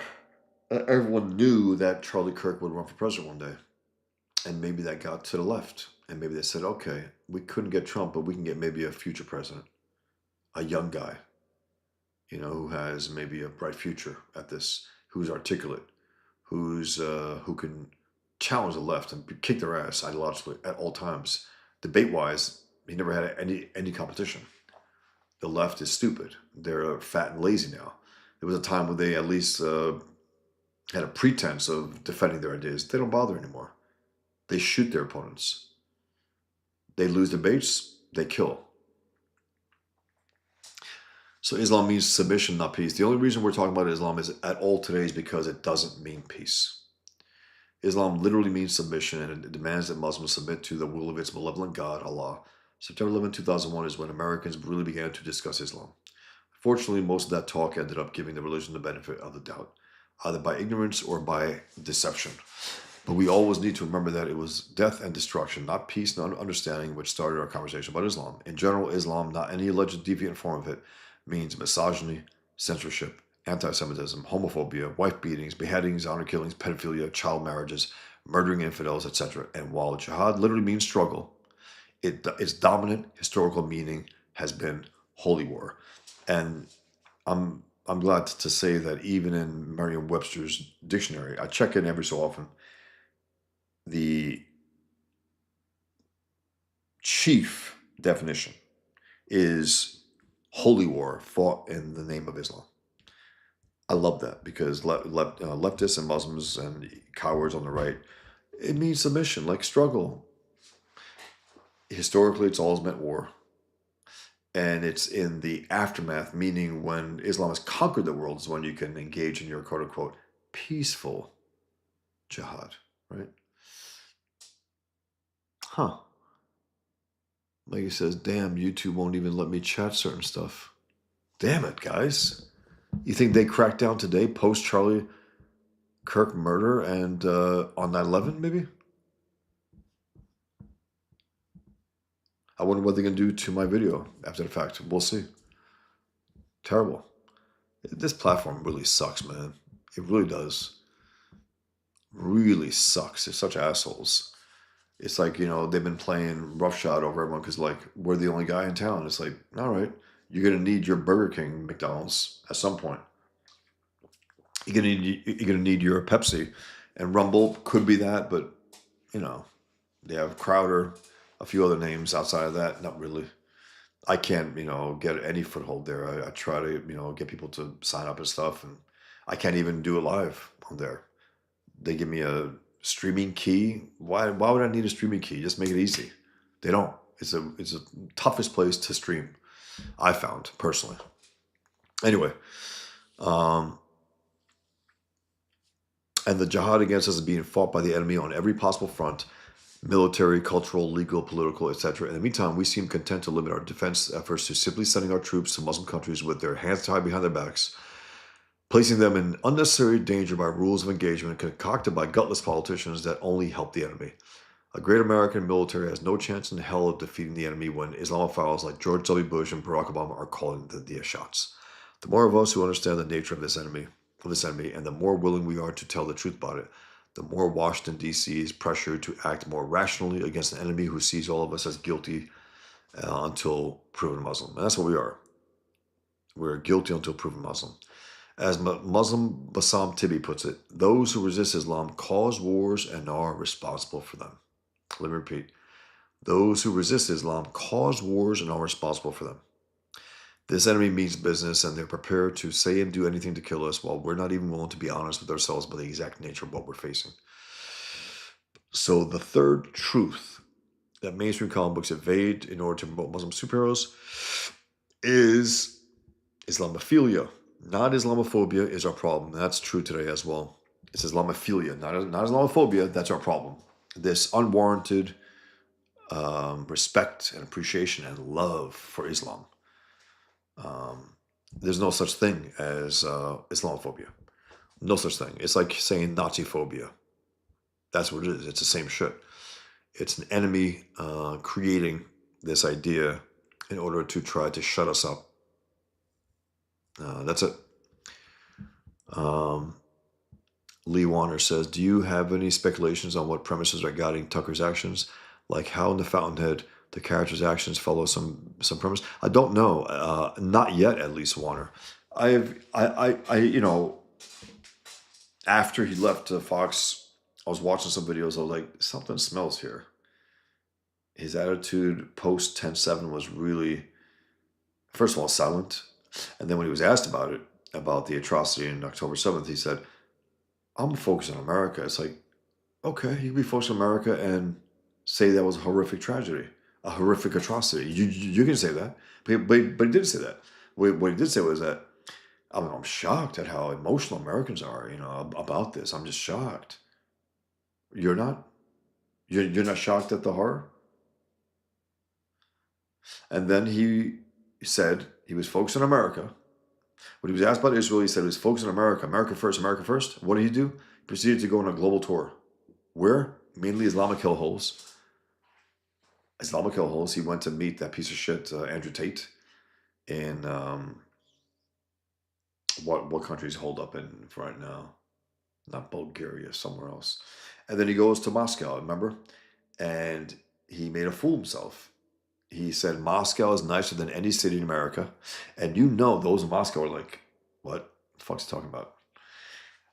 They were like that. Propaganda lies.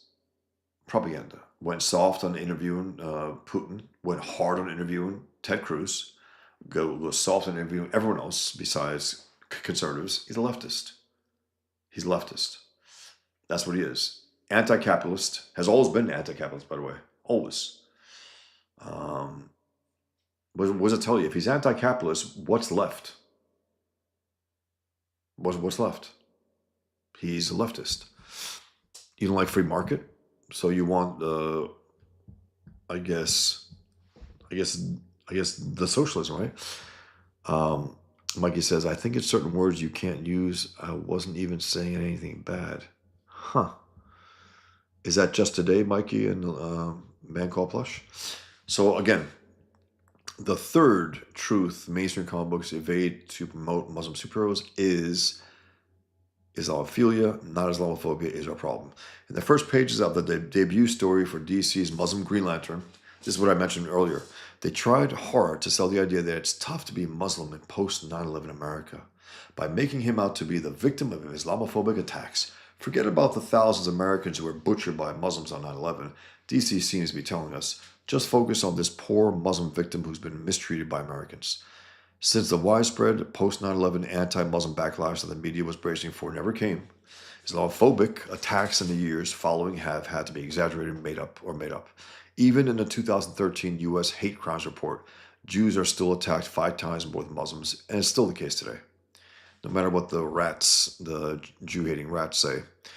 Phobia is an irrational fear about something. Philia is a positive feeling or liking. Why would non-Muslims have a positive feeling towards Islam, especially post 9/11?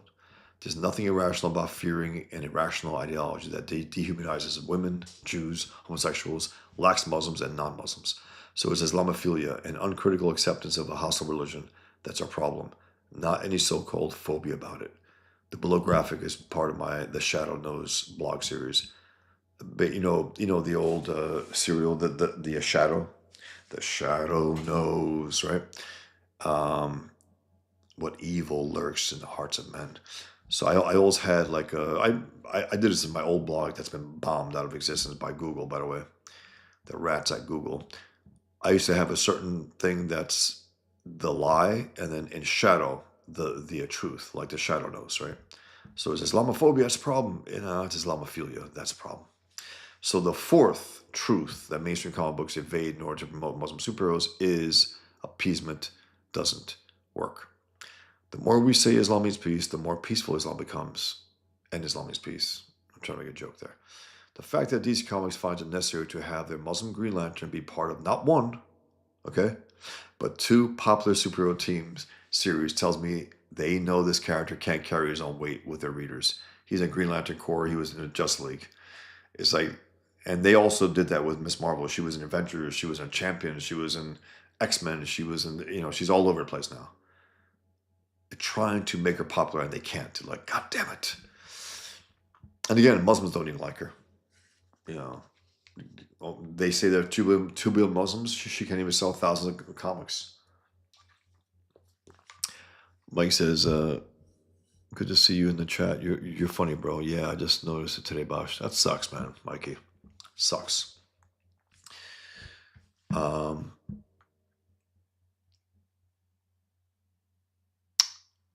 Let's see. Okay, appeasement doesn't work. This is the fourth truth that mainstream comic book companies avoid in order to promote Muslim superheroes.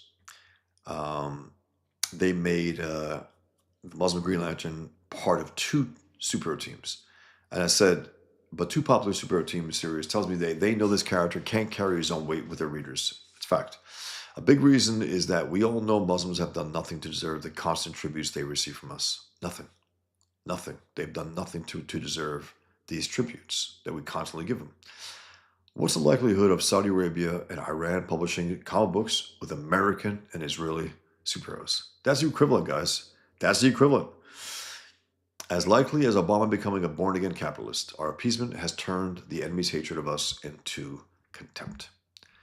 They hate us, but I think they hold us in more contempt now. And now Marvel Comics will debut its new female Muslim superhero in her own comic book, but she'll be given the name of an established, pre-existing superhero, Miss Marvel, in order to give her a leg up. This is affirmative action. That's why I call it affirmative action comics. I expect this character to join the Avengers. I expect this character to join it, which, again, this was years before she joined the Avengers. Yeah, I anticipated it. It's not that I'm a genius, it's that it's obvious what they're going to do. And then the dumb fuck Kevin Feige is in the BBC, right? He's in England. And this swarthy guy, he's probably Muslim, asked him, when's Miss Marvel going to be in a movie? He goes, soon. I don't even think he intended her to be in movies. Do you understand? He didn't do that. He did it because he didn't want to say no to a Muslim. That's why. Anyway, so I expect this character to join the Avengers or some other popular Marvel superhero group in no time, which might keep her own series afloat for longer than it would otherwise. And let's say she ends up in the Avengers comic book. I can already see activist Muslim groups petitioning Marvel Comics to put her in an Avengers film. And if it doesn't happen soon, they'll cry Islamophobia.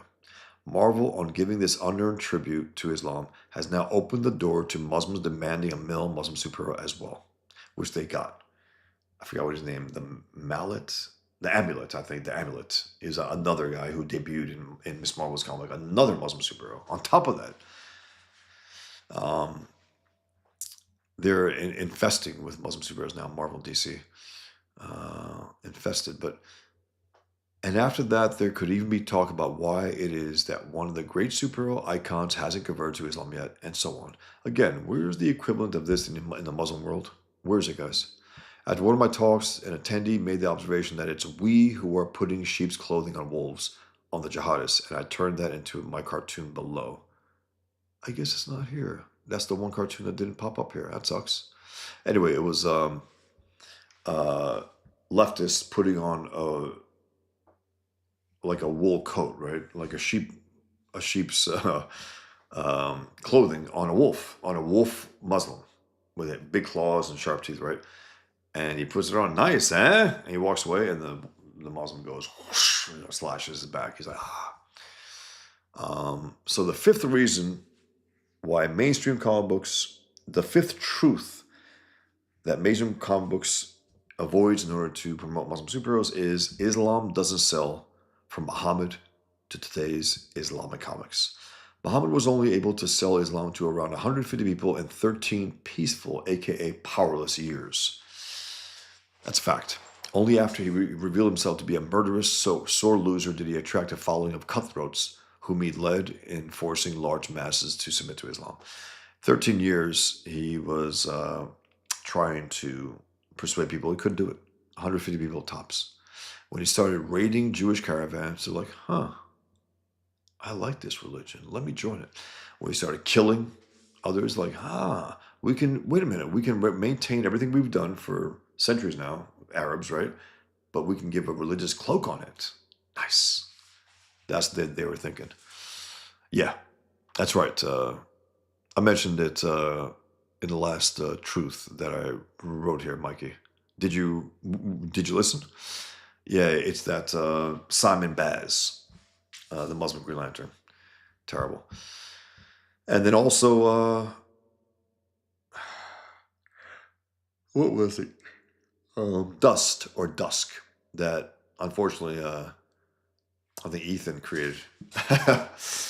I think he denied it, or he was making a little joke about it. I think he did, though. I think he created it with Grant Morrison. Or he said no. I think he said, no, I didn't create her. I just want to make it clear. It's hilarious. But anyway, which brings us to today. Islam does not sell, even when it's whitewashed. The Muslim comic book publisher behind the 99, you guys probably don't know about this. And if you do, cool. There was a piece of shit named Naif Al-Matawa. He had the comic book called The 99, right? I don't know. It was like 99 different superheroes, Muslim superheroes. He persuaded himself to DC to have the Justice League team up with the 99. Paul Levitt's a coward, like, okay, I'll do it. It sold like shit, by the way. And it made no noise whatsoever. So even with teaming up with Superman, Batman, Wonder Woman, Justice League, it bombed. I love that. And I remember Wonder Woman also, when she was part of that crossover, she wore more clothing than she had worn in years. I mentioned it here later. Dr. Naif Al-Matawa, he couldn't even sell it in the Islamic world. They wouldn't buy from him. He assures us that there is no religion in his comics. He kept saying that. No praying, no nothing. As do the female Muslim editor and female Muslim writer behind Miss Marvel. They keep assuring us this had nothing to do with religion. That's a lie. They're Muslim superheroes. They're identified as Muslim. What do you mean nothing to do with it? But that's not necessary when the entire point of his venture is to push Muslim superheroes, not to tell good comic book stories. That the writing and art are mediocre hits the point home further. The series is one Muslim's attempt at normalizing Islam in the West via pop culture. But even though he was able to shake down DC Comics, which is what it was, after Marvel passed, because he went to Marvel and they denied him, and he goes, they don't know anything, so he trashed them. I remember reading that during that time, which is hilarious. But even though he was able to shake down DC Comics by getting them to agree to have Superman, Batman, and Wonder Woman, who was conveniently covered up more than usual during the series, join the 99 in a crossover. The series died a well-deserved death in the marketplace. Even the big three superhero icons, along with all the leftist media support you'd expect, couldn't lift the 99 Muslim superheroes to success. So the sixth truth that mainstream comic books avoid in order to promote Muslim superheroes is that Islam is contrary to liberal values. I said Islam is fundamentally illiberal, but that doesn't matter to liberals in the comic book industry, or if it does, you'd never hear them say so. While they claim to value free speech, women's rights, homosexual rights, tolerance, etc., they throw it all out the window when it comes to Islam. They give the most illiberal culture in the world a pass out of hypocrisy and cowardice.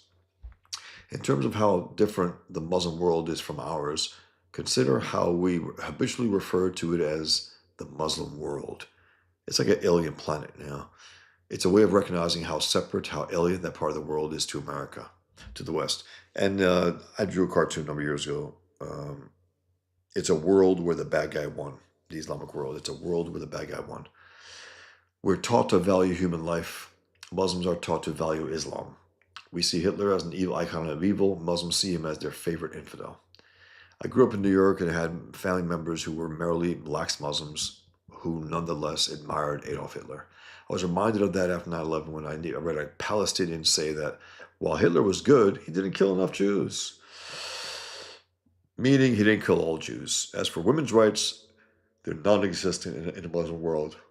Of course, you have Muslim whores who, especially converts, Islam is so pro-women, They actually say that. Speaking from my own experience, I can only name maybe a handful of my male Muslim relatives who didn't beat their wives. Homosexuals are murdered for being homosexuals, and liberals are silent. And yet, this is the culture to which our biggest comic book publishers pay tribute. These are the same publishers run by those who profess to hold liberal values. This is not simply cowardice on the part of Marvel DC. This is super cowardice. So I drew Woody Allen as Captain America, as a super coward, with muted colors. And also the P and C is emphasized, PC, politically correct. So the seventh truth that mainstream publishers need to avoid in order to promote Muslim superheroes is Islam is contrary to the superhero tradition that was built by, quote, the descendants of apes and pigs. The descendants of apes and pigs, which are Jews. While American superheroes, most of them created by Jews, were fighting Nazis in comic books during World War II. Yeah. I think it's funny drawing, and it's just that's the ultimate version they want to represent the writers who bring down Captain America. While American superheroes, most of them created by Jews, were fighting Nazis in comic books during World War II. The Muslim world allied with Nazis in real life. This is a fact. Terrorist Yasser Arafat's uncle, the Grand Mufti of Jerusalem, was in Germany trying to bet his best to expedite the Holocaust, complaining that the Germans were too lazy to get the job done. It's a fact. Historical fact. There's footage about it. There's writings about it. The Muslim Brotherhood were writing basically love letters to Hitler at that time. My Fuhrer, they called him. The creators of Superman, Batman, and Captain America were all Jews, or as the Quran refers to them, the descendants of apes and pigs. To see this Muslim superhero trend take place in a medium built by Jews during a time of war where Jews are targeted more than others is particularly disturbing. Superheroes were a way for cartoonists in World War II to smash our enemies, to give themselves and their readers a much needed taste of victory against them. Can you imagine Joe Simon and Jack Kirby, instead of creating Captain America in order to fight Nazis during World War II, creating a German superhero while ignoring Nazis in World War II? That's as likely as Obama talking up America as much as he praises Islam. And here's an image I did. I think you guys can see it on your end. Yeah. U.S. comics in wartime. From kicking evil's ass to kissing evil's ass. We went from Captain America punching Hitler to an Islamic superhero with the goddamn Hadith, which is, again, for more hardcore Muslims who want to go beyond the Quran and go into the doings and sayings of Muhammad. It's not the Sirah, that's the biography of Muhammad, it's the Hadith, and there's a whole library of Hadith. And Muslims pick and choose which ones they claim are legit and not, for Western eyes. And this is what I wrote at that time. I said, despite the claims made by the Marvel comic books Muslim editor and writer that Islam doesn't have much to do with their Muslim superhero story.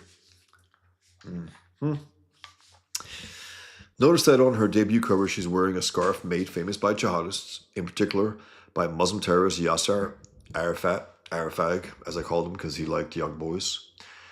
The biggest killer of Jews since Hitler, whose uncle literally worked with the Nazis in World War II to expedite the Holocaust. In addition, she's carrying a collection of hadith, which are the sayings and doings of Muhammad, aka the sayings and doings of a misogynistic, Jew-hating pedophile murderer.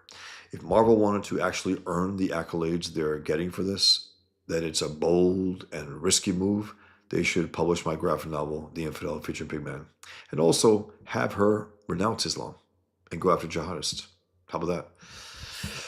So I just wanted to show this, and I show Super Jihad here.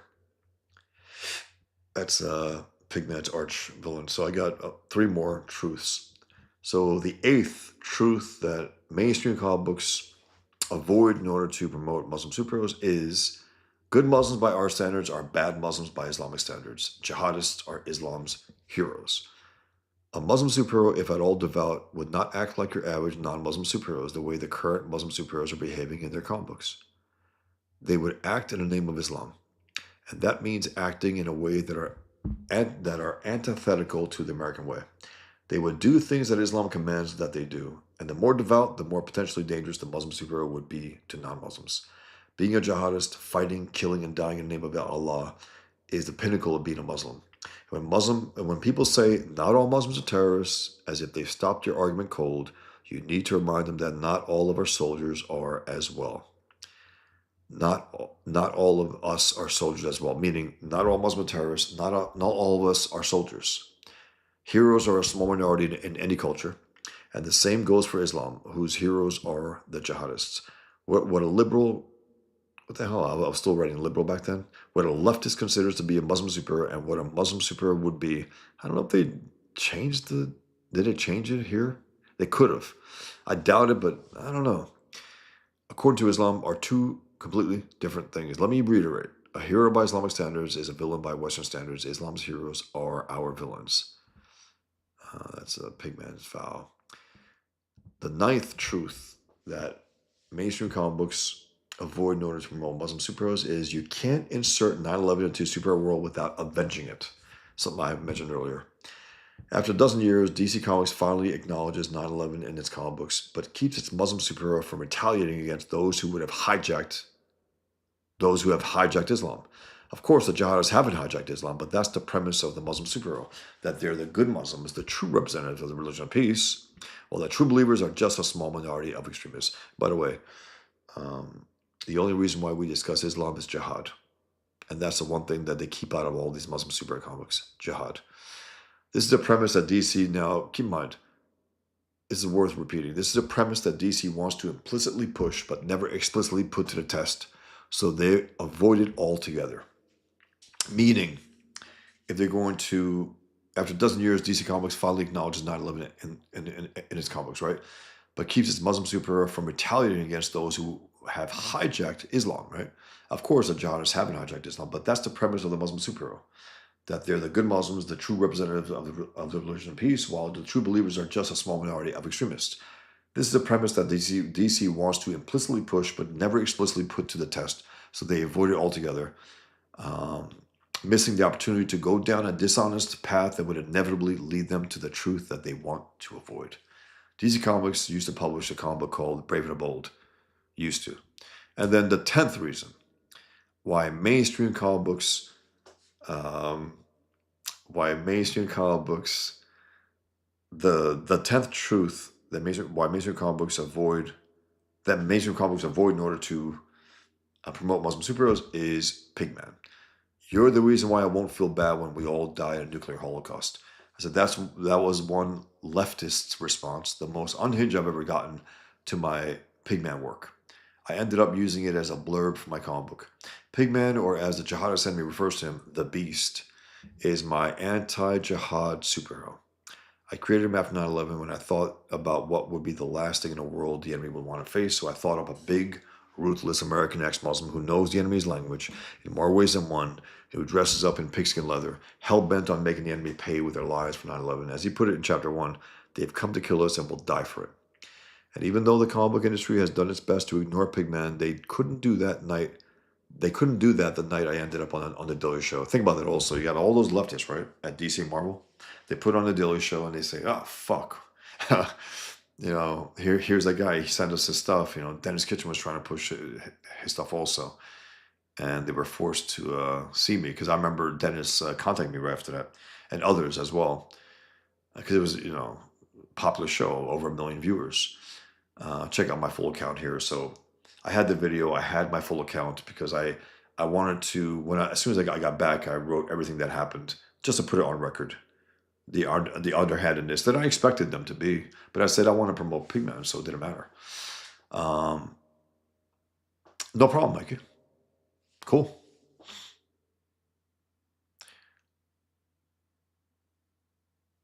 No problem at all. I just been talking about that, the Muslim Green Lantern. I said, anyway, so the West's Muslim superheroes exist in order to deny the need for anti-jihad superheroes. The West's Muslim superheroes exist in order to deny the need for anti-jihad superheroes. Do you understand what that means? It's like they're like, we're going to bypass the fact that the only reason why we talk about Islam is jihad. That's the only reason why we talk about Islam.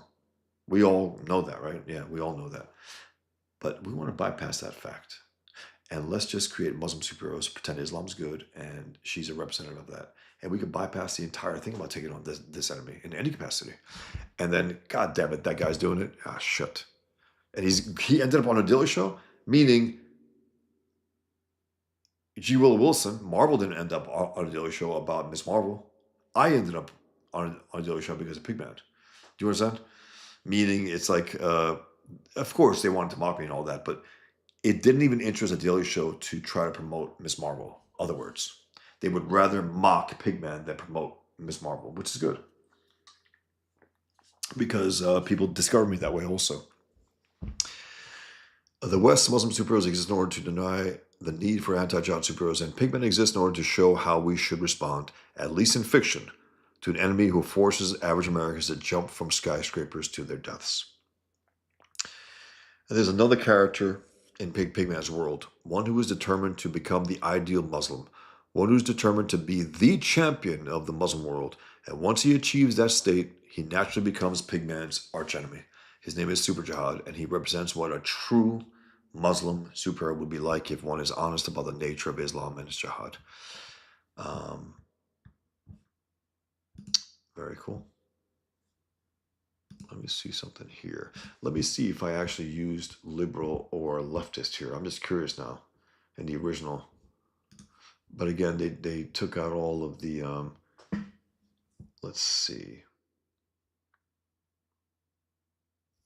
I'm curious if they edited it out, if they turned leftist to liberal. Okay. I guess maybe PJ Media, because I don't remember using the word liberal. I haven't used that to describe the left in a long time. But anyway, thanks for being here, guys. I do appreciate your company. I'm going to get going. I wanted to commemorate 9/11 in some capacity, read the great Robert Spencer's words on it. He's, I called him, I hope he takes it as a compliment. He's the Yoda of the anti-jihad movement.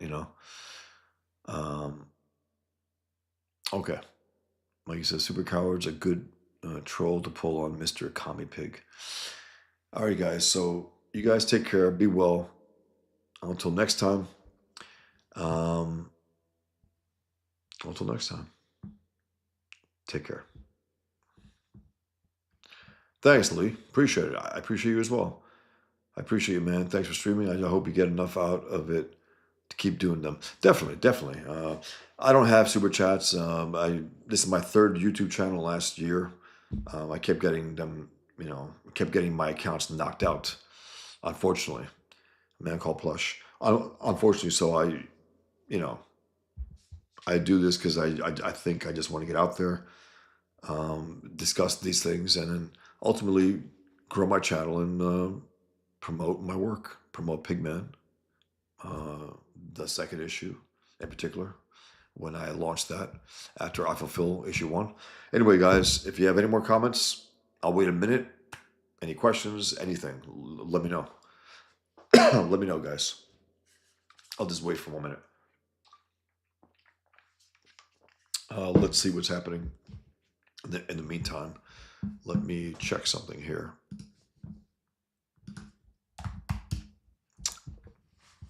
Any news may have hit.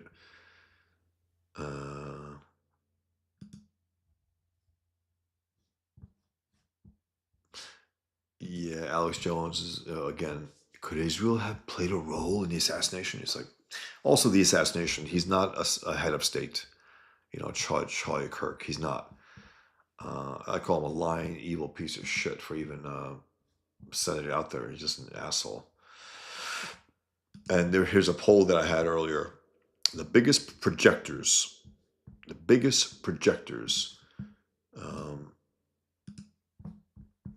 Muslims or leftists. And it's a pretty tight race, pretty tight. 1 second.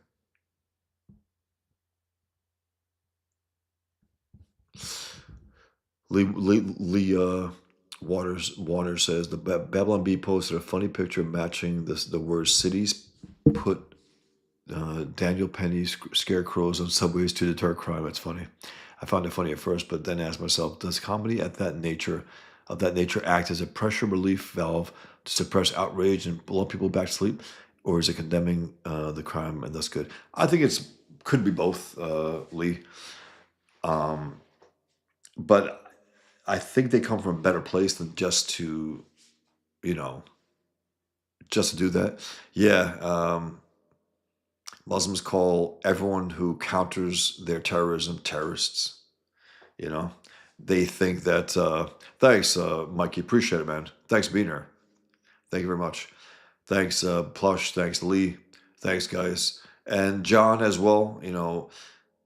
John was bringing that tired stuff, man.